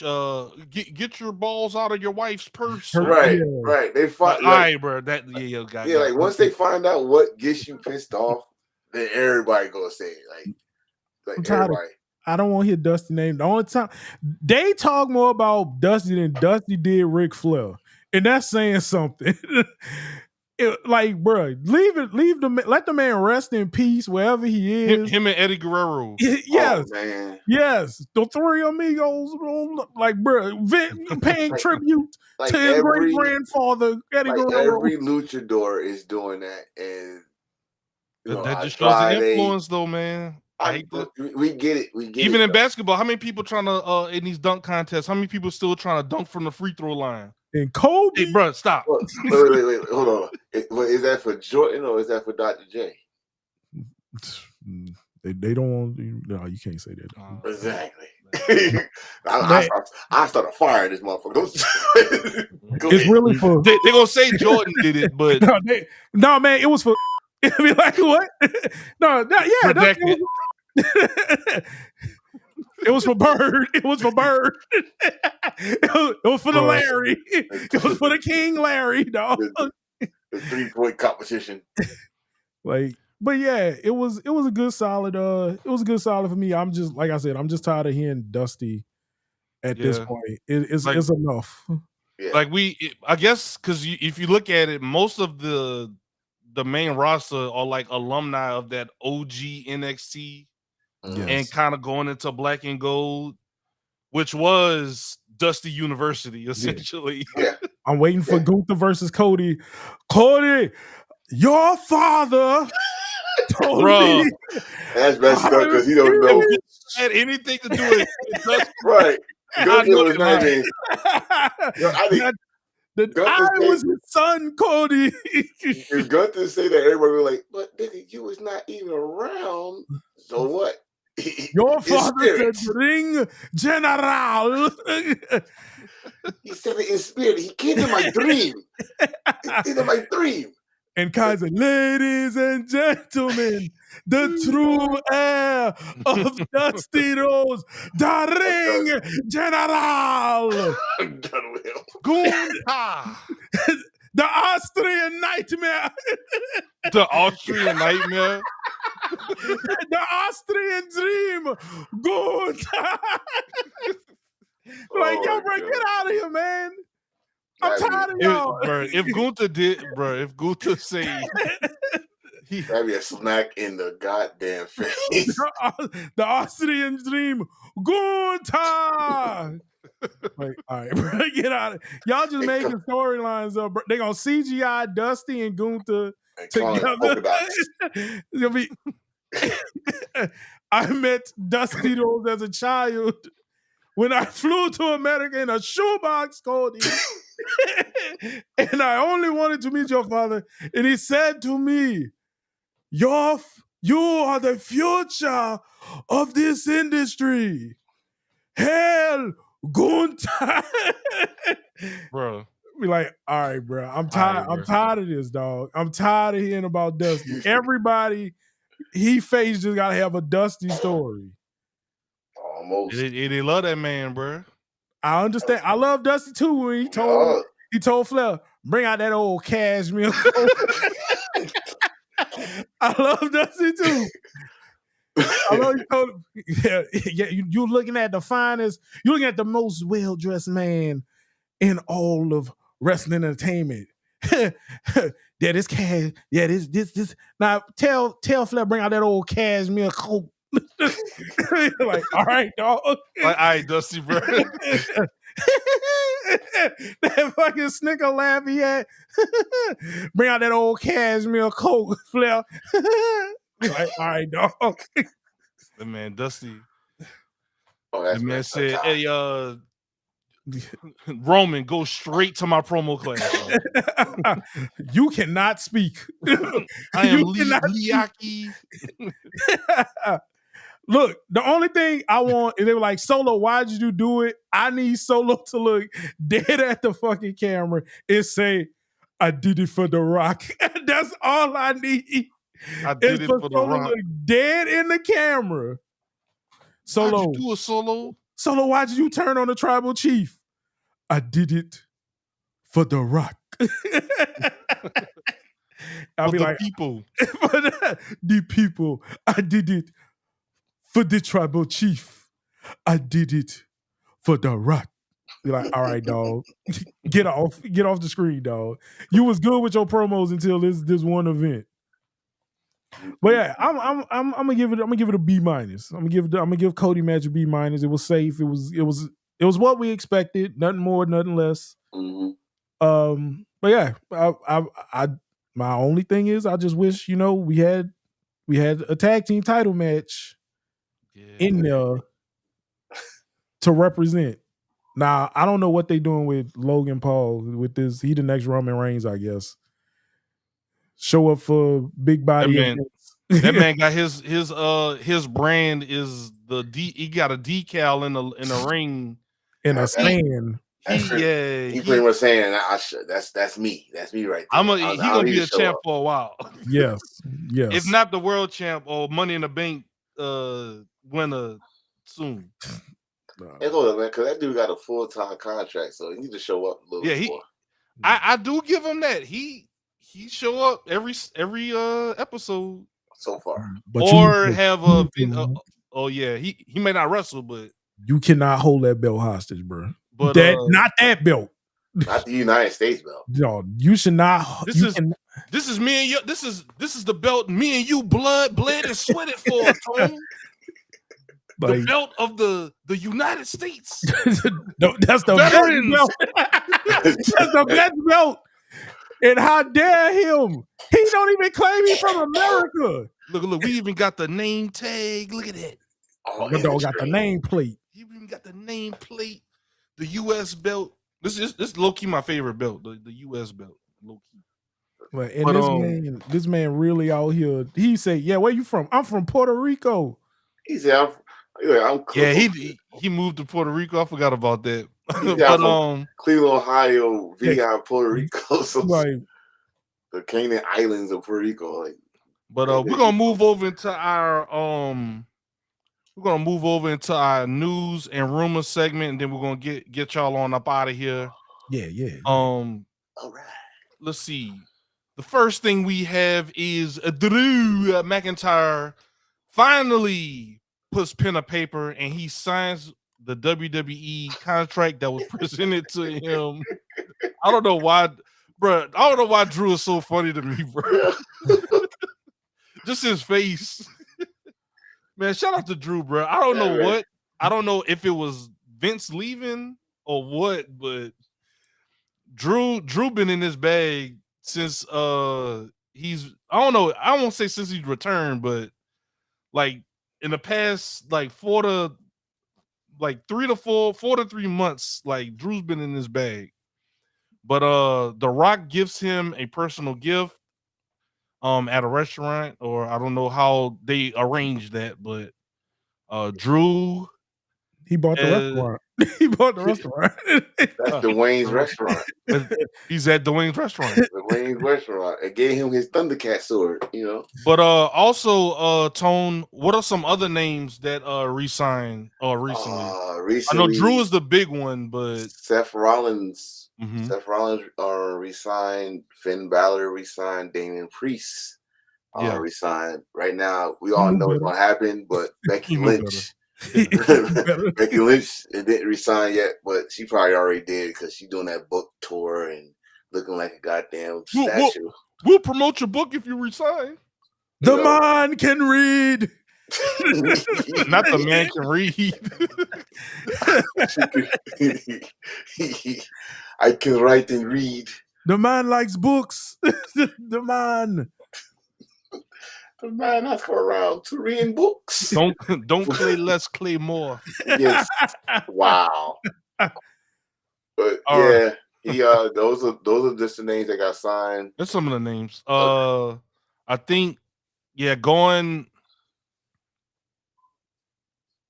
Yeah, I think that's the only ones I'm tracking that have gotten signed or re-up their contracts. I think is KO up, or did he resign No, recently? he been resigned. So KO's good. Yeah, Randy is good, Randy's a lifer. Where the fuck? but he I don't know anybody else that's up for any contract negotiations. What about Cody? Right, Cody was one too, right? Recently, nah. no. Cody, I think Cody. He multi-year. Yeah, he multi-year. Okay, Yeah. okay. We stuck with him for a while. Like, I think we at least got 3 more years of Cody. Okay. This is 2 years. I doubt it was 5. I thought it was like 5. I think AJ just resigned not that long ago too. Okay, so all of the your foundational pieces, they yeah. So okay. Yeah, they just released some people from the NXT and the people that tried out. Yeah, I have that's a good segue, Tone, because I have Gable Steveson. There's a He was one of the people that got released. I think his brother is still here, right? Damon Kemp. They're not brothers, bro. They're not brothers, bro. People say that's their brother, but thank God though for that one. I'm sorry, y'all try to make this dude Kurt Angle. It is not working. How many Kurt Angles we got in WWE? The messed up thing is, when remember that they're trying to that son thing. No, they said no. Damon Kemp is his brother. Really? Stop playing. No, for real. No, don't play. I'm serious. That boy said I fact checked. Fact checked that. Just a quick fact. I'm like, hold on, am I tripping? Now, Bobby Steveson is the older brother of Olympic gold medalist Gable Steveson. Wait, his name is Bob? That boy name is Bob Damon Kemp from Diamond Mine. That boy named Bob Steveson. Bob Steveson. So you go and win a gold medal, but your brother keeps his job in WWE? Hey man, them not my bills. Them not my bills. Hey, them not my bills. Hey, Damon Kemp said, "Hey, I ain't saying nothing bad about y'all. That's him." Well, that's good that. Right. Well, good luck to him. But I was happy. I'm sorry. I don't usually, but the dude, when you finally get your match and you get booed out the building. So what do you think, Tone, was? What went wrong with Gable Steveson? Because he came in, it looked like he was going to be receptive to learning, and they were going to bring him through the performance center. Like, what do you think went wrong? Go back when they announced when he was at WrestleMania. Remember how he looked? Wait, that was the goofy kid that they drug out from. Like, look at him. He's going at the WrestleMania. Him. Yeah, man, is this news? We didn't even see him. Like a lot of people. But see, but that's what I said. Think about when he came out WrestleMania. That the girl that also won gold medal, she was excited. Blah blah. And he was looking all lost. Like he was like, "I'm just here for the check, dog." Right, and then you know they put him. They tried him in NXT. Now that was a smart move, but what y'all did was y'all pretty much trying to make Kurt Angle 2.0. Because he got the gold medal like Kurt Angle. He does the suplexes, and when he get the suplex, he do the woo, the Kurt Angle spin and shit. He was doing all that. And at that moment, that's where they fucked up. He fucked up. That's where he fucked up.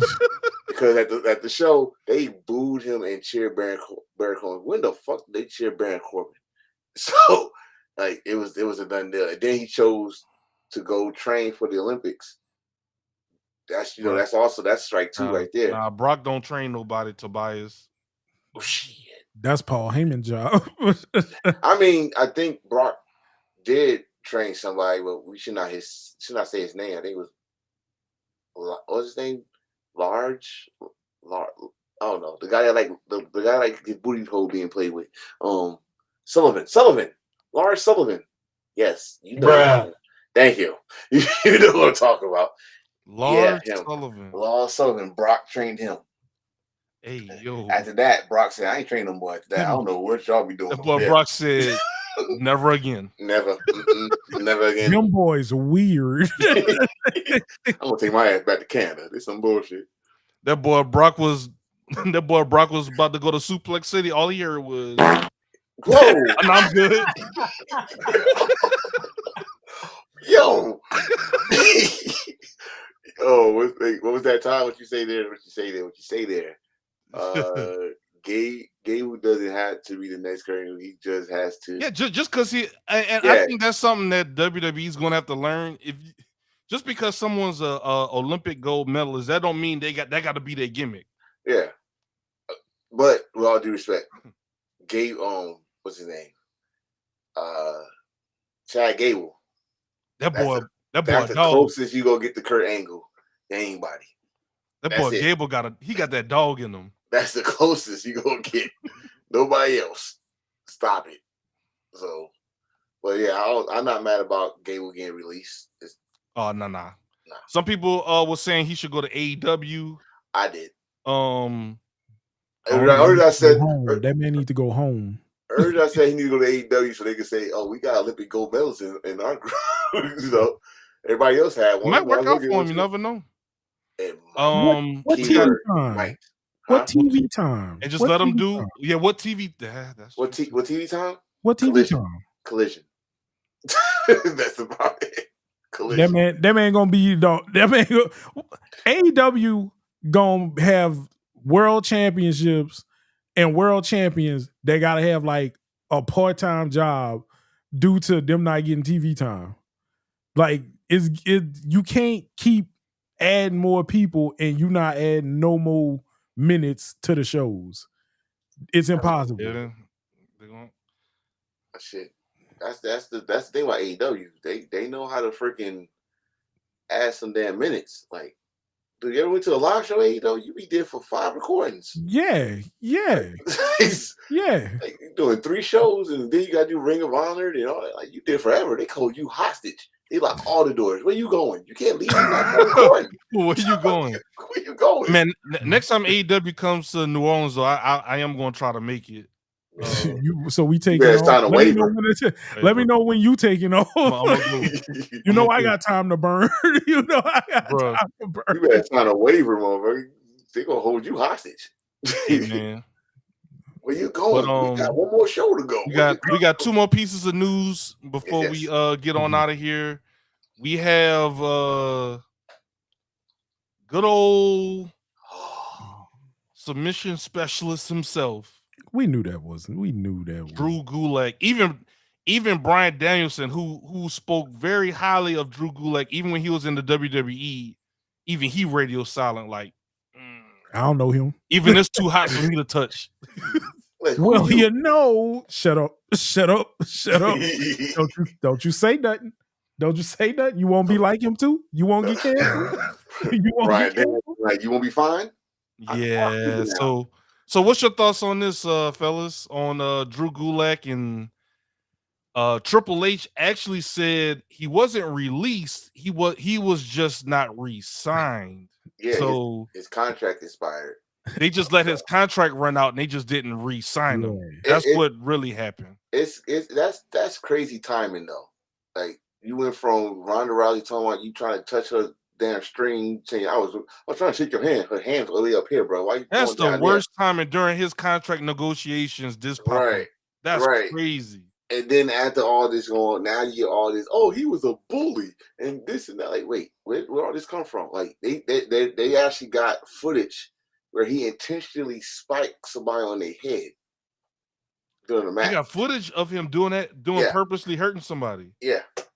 And at NXT. And was it Level Up? The show Level Up. Last year September. Oh, so Level Up is their version of like main event for Velocity or something. Yeah. He spiked him on his head, and he got cursed out for that by Sean. Like, Sean, a man of God. They just got rid of Bill DeMott for that dumb shit. Exactly.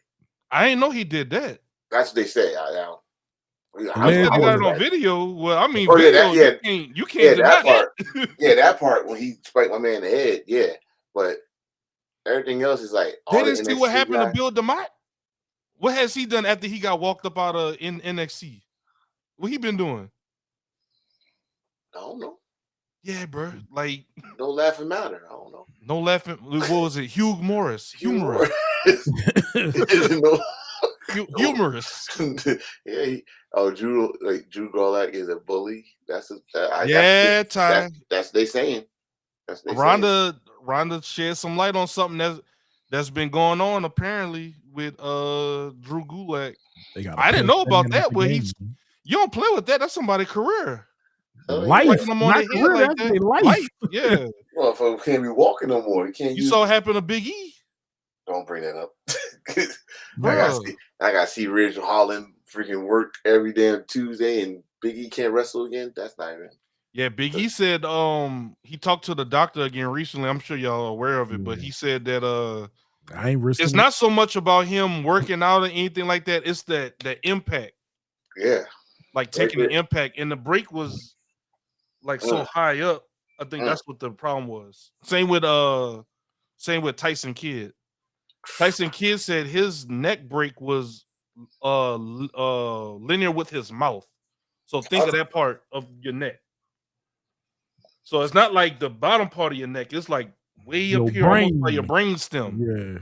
So that's why Tyson Kill's like, I'm good. I'm good. I'm good. Just training. I'm good with training. I'm just training, showing people how to roll around. I'm good. I like me and Natalia. I like scooping. I like using spoons and forks on my own. Yeah, I like being able to open and close my fist. Yeah, I'm not with all of this. It's like, so what happened to you, man? I got. Yeah, you got. Because what you ever seen somebody get a concussion? Just that concussion. Bro, I think. Oh, when soon you said that, the first thing I thought of was Tungaloa from the Dolphins. He got hit like this. To a Tungaloa. Yeah.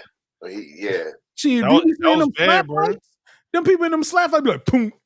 Oh yeah, the slap fight. Like, yo, dog, y'all wilding. Ain't no way I'm letting nobody slap me for me to fucking seize up. You go. Like, dog. Who training to get slapped that hard? Boy. Bro, you know, I'm a professional slapper. That man got slapped and went straight to gang signs. Seize up. Like, ain't no way somebody putting that on your sports Wikipedia page. Professional slapper. And you know what? You know what's so diabolical about this? Dana White be in the crowd like, he like bro, why you sign off on this, bro? He owns that shit. Oh, I know. Like yo, he just like motherfuckers beating each other to hell. He is terrible. Like he's a violent owner. Fuck. All you see is just sonic rings on the ground. And people do.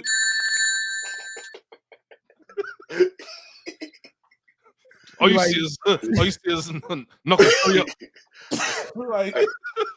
Like that. What was that one where the homegirl got smacked so hard that she pretty much knocked herself out twice? Bro, she got knocked out from the hit, woke up, and then got knocked out from hitting the ground. Right? Oh yeah, poo.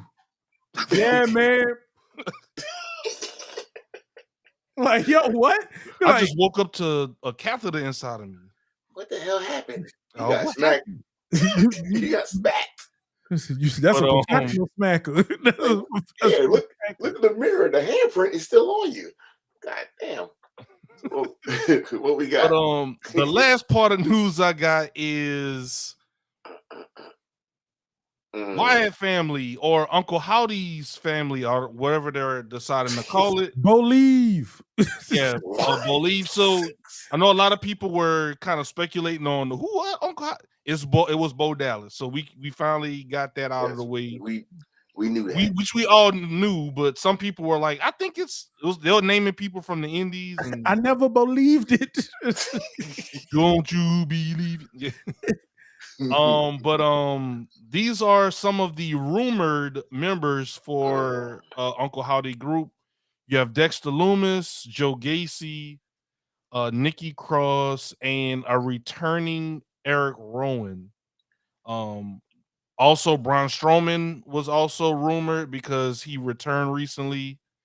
So that name is also swirling around. But what are your thoughts on this bunch right here? Eric Rowan with Nikki, Joe Gacy. And people don't realize Joe Gacy, he's been in the industry for a while. Yo, So he's he's real also like trained people. he's the closest to Bray Wyatt or in NXT anyway.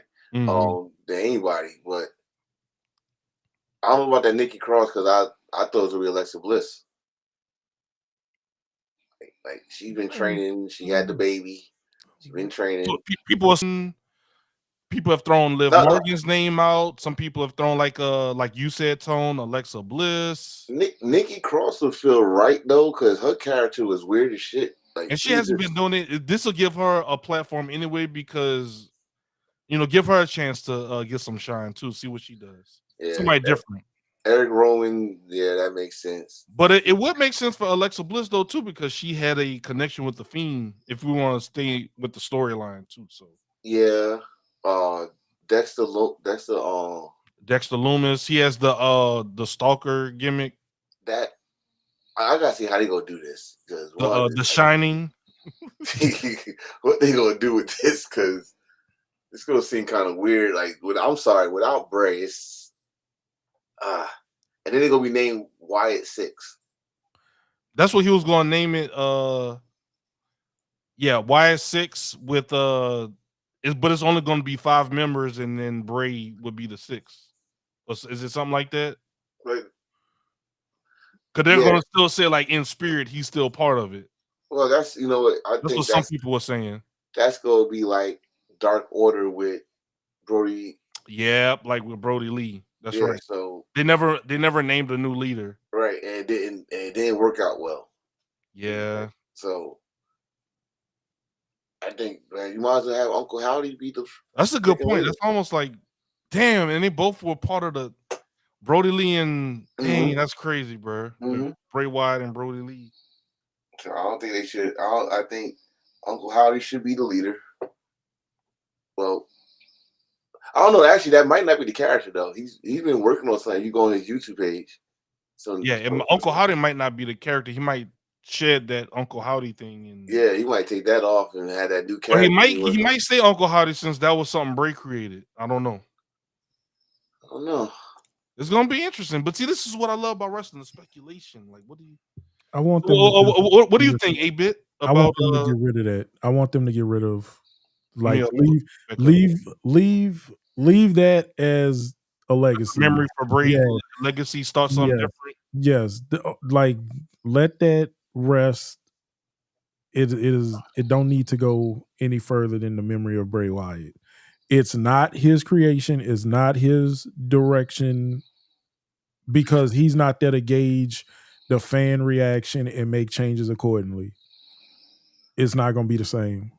It will not and cannot be the same, because especially even if he left a playbook, when the playbook run out, what's going to happen? Y'all ad-libbing, and then we run into creative control, and WWE never did magic well. The Undertaker era of the weird mystic stuff, like it don't fit with today's time. People know what they know. They not gonna be this real. It's believable. No, remember when the Bray was still here with us? You would see people who, whenever they do the dip, when the screen go black, they'll show like Bray like running the ring right there. Those will always be kind of funny. Yeah. I don't. But see, the thing, I agree with you on that. But at the same time, I say that Bo Dallas, or where his actual whatever we're gonna call him, yeah, he actually knows, because that's what they grew up together. They actually had the same love for horror pictures and all that stuff like that. But I ain't saying he got the same, like you said, the same playbook as Bray. But he should know what to do is if they give him that creative freedom. That's one thing we gotta understand. If WWE go give him that creative freedom, he not Bray. Right. He's not So Bray. he's They're like, not Bray. we'll give Bray that liberty, but They no give Bray offense that to liberty. you, but Like, yeah. you know, look at the documentary. Like Bray had all his hand on that. Like, yo, let me see that again. Let me see how this and that on the Well, the Bray was Funhouse. a dog, bro. Right. So, not saying that Bo can't do it because he knows how Bray and him and Bray think like because they love that genre, but you're not your brother. And hell, I got a cousin that was like one of the best basketball players, but I know his style. So I could defend him and he could still bust my ass. So you know what I mean? Right. I can't see Bo trying to replicate what Bray did without Bray. Mm-hmm. And WWE is not gonna give him freedom. If you do know what Bray wanted, you're not gonna give him that creative freedom that they gave Bray. So we can see what's gonna happen though, and see how far they're gonna take it. But They will milk it. I don't think it's gonna be far. Yeah, they're gonna milk the hell out of this. Like, and that's what I don't want to see. I don't want to see them milk that. Like, that's not a good look for that man's legacy. Like, the end of your legacy, it gets milked and ran through until no more masks are selling, until the last mask is sold and the last dog gets put out, and then it's the next superstar. That's it. I don't. They're asking. Ty's asking 8-bit. What's your favorite Bray Wyatt moment? That Funhouse. You like when you start doing the Funhouse stuff? Yeah, the Funhouse stuff. That's my favorite moment. Yeah, I'm gonna go with the Funhouse moment. What about you, Tone? Favorite Bray Wyatt moment? Him win the WWE title. Him in I the mean, Elimination Chamber. Yeah, when he won the WWE title, I was like, I said, if they did it right, he was the Ashley, the next to Undertaker. Like when I was a kid, Undertaker was that guy that did the spooky stuff and all that stuff. If they did it right, he should have been that guy. And when he finally, you know, it's kind of too late to me, but I was still happy when he won the title, and especially against AJ Styles. So, like, that was crazy. Like, he won against AJ Styles, so that's my favorite moment. And, I actually got more than that, but my favorite moment was it's actually what Tone said, but just to pick something different. The stuff he was doing with Matt Hardy, I kind of like that, even though it was not what they kind of pictured because Vince didn't understand it, and that's a whole nother thing. But I still like the cinematic matches. That was a whole nother genre that kind of popped up. Cinematic matches. Anybody but you, Roman. Anybody but you. And then the stuff he did with Randy. Why would you do me like that, Randy? Well, I used to be cracking up when you was saying it. You know, Tone know what I'm talking about. And then Randy burned that man house down, bro. The Shaq did the most fire album cover of all time with the house burning down. And I said, Randy did that man like that, bro. Randy. Come on, Randy. With the voice quivering. That man lost it. He burned his rocking chair. It was over. I invited you into my family, Randy. And Luke Harper was like, I was telling you about this dude, bro. I was trying to tell you. You ain't listen. You ain't learned from Daniel Bryan. Stop letting people into our family. But yeah, that was my kind of favorite period of Bray Wyatt. Then he had like a period where he kind of turned into like a Kraken. He had the logo with the octopus, and stuff like that. That was kind of cool. But yeah, Bray was just one of a kind, man. And as like we said, we're still talking about him now. Once in a generational talent. That's once in a generational talent. Very good. They've been tying that together. Yes, flip that shit. But once again, thank y'all for joining us We did not go under 30 viewers across all platforms. We fluctuated between Nice. 45, 50-ish people across all platforms. Once again, we appreciate every single one of y'all who have shown up, and not only just showing up and watching, but actively chatting, asking questions, giving us your match ratings of all the different matches. How are you feeling about the matches and everything like that? How you feeling? Next episode, we're going to be talking about this right here. So we're going to leave y'all with a little bit to go into next episode. WrestleMania 41. So we didn't get a chance to talk about it today, but we're going to put a bookmark in this topic right here. So y'all go ahead and gather what y'all want to talk about, to the panelists and to those that are listening. But WrestleMania was announced as of today. Was it today, Tone, or yesterday? Yesterday. As of yesterday at the Kentucky Derby. Yes, right. Yesterday. WrestleMania 41 is going to be in Las Vegas. And some people said this logo does look a very double or nothing-ish to AEW-ish. But not gonna lie, it is a fire logo nonetheless. But it do look a little double or nothing-ish. Let them breathe, man. Let them breathe. I'm gonna let them breathe. I ain't gonna go that tone. You right. I ain't gonna look a little. They picked every place for fentanyl addiction the past two WrestleManias. Las Vegas and Philly have some of the worst homeless and pandemic. 8-bit. Yo, guess what this is? Hear this part, 8-bit. So Tone, tell 8-bit the dates of WrestleMania. So Tone, tell 8-bit the dates. So day 1 is April 19th, and day 2 is April 20th. What is April 20th, Tone? Stoner Avenue. It's a stoner holiday. Hold on. This is Styles now. We getting serious now. Let me. He took the crown off, boy. That man had to take the crown off, bro.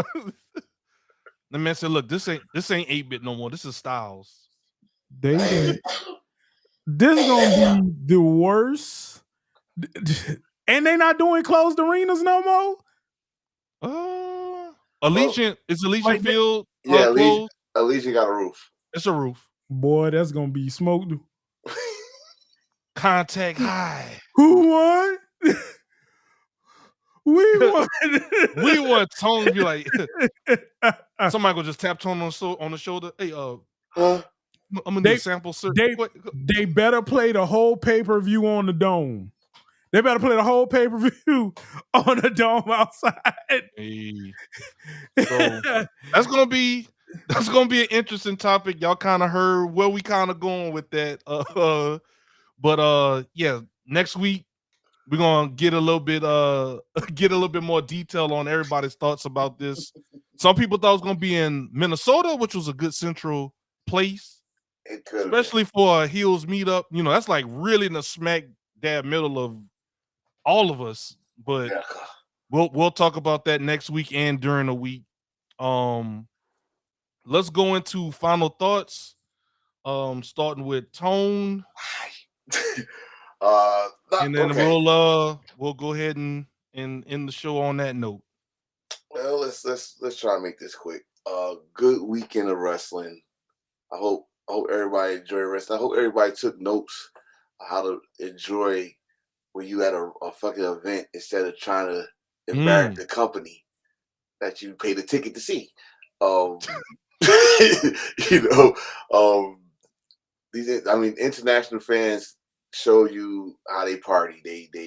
How they enjoy their sport events like soccer and stuff like that. And shout out to France. Last year, shout out to Puerto Rico. Shout out to Clark, Clash of Champions, so on and so on. Just enjoy wrestling. It's not hard. But some of y'all make it hard. But all I'm gonna say is great weekend for wrestling, not just for WWE, New Japan, TNA had a good show. Noah had a good show. So if we can keep this momentum going as as wrestling go, everybody like stepping up. It's gonna be a good summer. That's all I gotta say. Let's go to 8-bit, shall we? You guys pipe. This motherfucker got a pipe. Uh-oh. He getting ready for 420. He getting Hey, ready look, for we on the page, WrestleMania. it's like, What you doing, I 8-bit? deduce- I'm getting ready for WrestleMania. I That's deduce that WrestleMania will be a premium high event. Premium, not a PLE, a PHE. Premium high event. I'm gonna hang out with Tone for WrestleMania. Man, this catch contact. This catch contact, brother. This catch Like- contact. Be like, where you going? I'm going bet it all on black. I'm betting on black. You think Cody Rhodes is gonna win? I know Cody Rhodes is gonna win. I deduce. But man, it was a great week. Ready to see what starts tomorrow. I'm hoping we have our stuff together for next week. Also, man, shout out to the bum AJ Styles and that that Solo Sikoa and his MFT haircut stealing family of his. But that's all I'm gonna say. I'm gonna leave it alone. I'm gonna leave it alone. They've been stealing haircuts. I was the first person. We called it the Philly fade, and then they gonna have WrestleMania in Philly. But it's cool. It's cool. I'm gonna just let it go. I'm gonna let it go. Also, wild card. I said it. Fight me. Wild card. Fight me. There you go. Yeah. Clip that. Yeah. But yeah, that's all I gotta say. And, Hey, Ben, where can they find you? Some of the yes. supporters, this is their first time seeing you. What can they find you? And if you just Google 8-Bit of Fun, I do have a website, 8bitofun.tv, where you can see and catch up with all my social medias. But I stream on TikTok, YouTube, and Twitch all at the same time. So my computer be having a heart attack. And you can find me everywhere. I have y'all get on, TikTok, hit your boy up. We play video games. We're currently going through Fallout 4, and then we'll start doing some Fallout 76. I don't really do a lot of shooters, so I play Fallout in third person mode and use VATS. I use that too. Slow it down. Yeah. Bring it down to my level. But the filthy casual wrestling fan, they like to call me, because we get filthy with the casuals. But yeah, we have fun. We have fun. I'm off my suspension, and as everyone know, I don't be on Facebook. So y'all just need to text me. Reach out pop up to the stream like Chris did. Yeah, and just be like, hey, I know how to catch 8-bit. I'm gonna pop up in the stream. Yeah, that's all you gotta do. Just be like, hey, we need you. All right, cool. If I make it, I make it, and I show up. But yeah, I just can't do Facebook no more. It's no, I don't blame you though. Yeah, too much. Can't do it. Chris said the same thing. Yeah, can't do it. I'm gonna put you on the spot, bro. I need I need a Macho King crown, bruh. Hold on, give me a second. Well, said, bet. Hold on. Give me 1 second. Give me 1 second. Uh-oh. See, it's always no if you don't ask. That's where he got that. If he got that crown, Lord, I've been like trying to look for that crown. Hold on. Because we're working on something. Ooh. Oh, that looked like Triple H. Triple H. Yes, sir. Yeah, and boy, 8-bit. I told y'all, bro. No, sir. We all here. We doing some things. This man. See, look behind the scenes. Yeah, y'all weren't even supposed to see that. This man. Yeah, so we working on some things. But yes. We have some things we working on. And y'all can check out 8-bit's TikTok. He shows the prints and stuff he working on. Yep. So if y'all interested in that type of stuff, yes, make sure y'all following the homie on TikTok.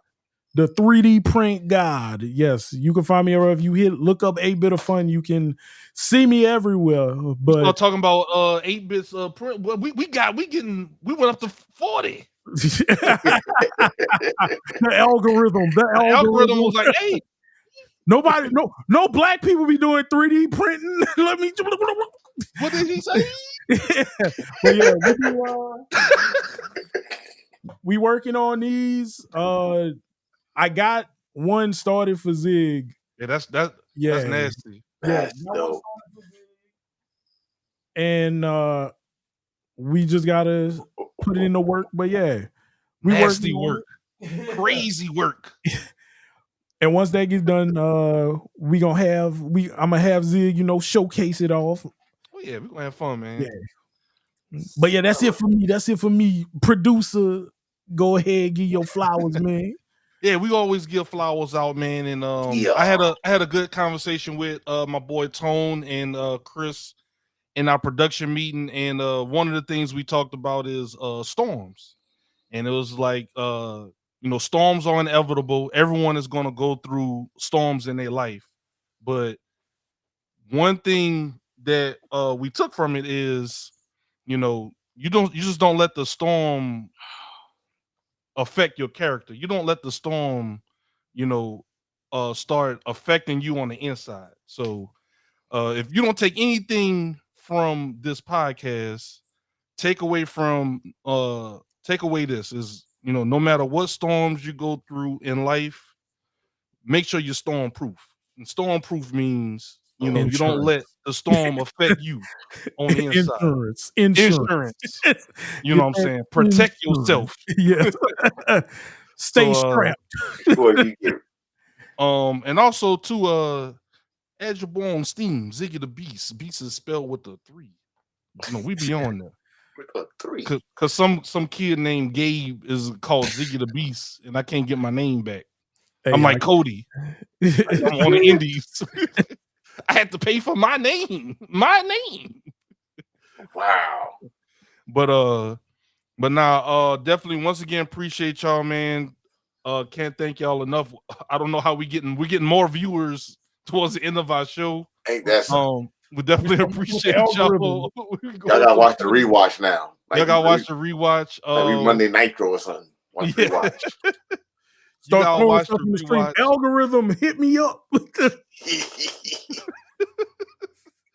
Also, Tone and Chris promote some of my other shows. Tone and Chris do a podcast with Stevie Ray called 3 the Hard Way. Hilarious. No Diddy. Hilarious show, bro. Y'all go ahead and make sure y'all check that out and support the homies, man. Not everybody can say they have a podcast with a WWE Hall of Famer, so that's crazy, dog. So shout out to Chris and Tone for that accomplishment, that feather in the cap. That just speaks volumes to the hard work y'all doing out here, and keep up the good work, fellas. So we also have another show called Tuesday Nights Wrestling Debates and Catering. Because that's where all the wrestlers that ain't on the card go to argue at.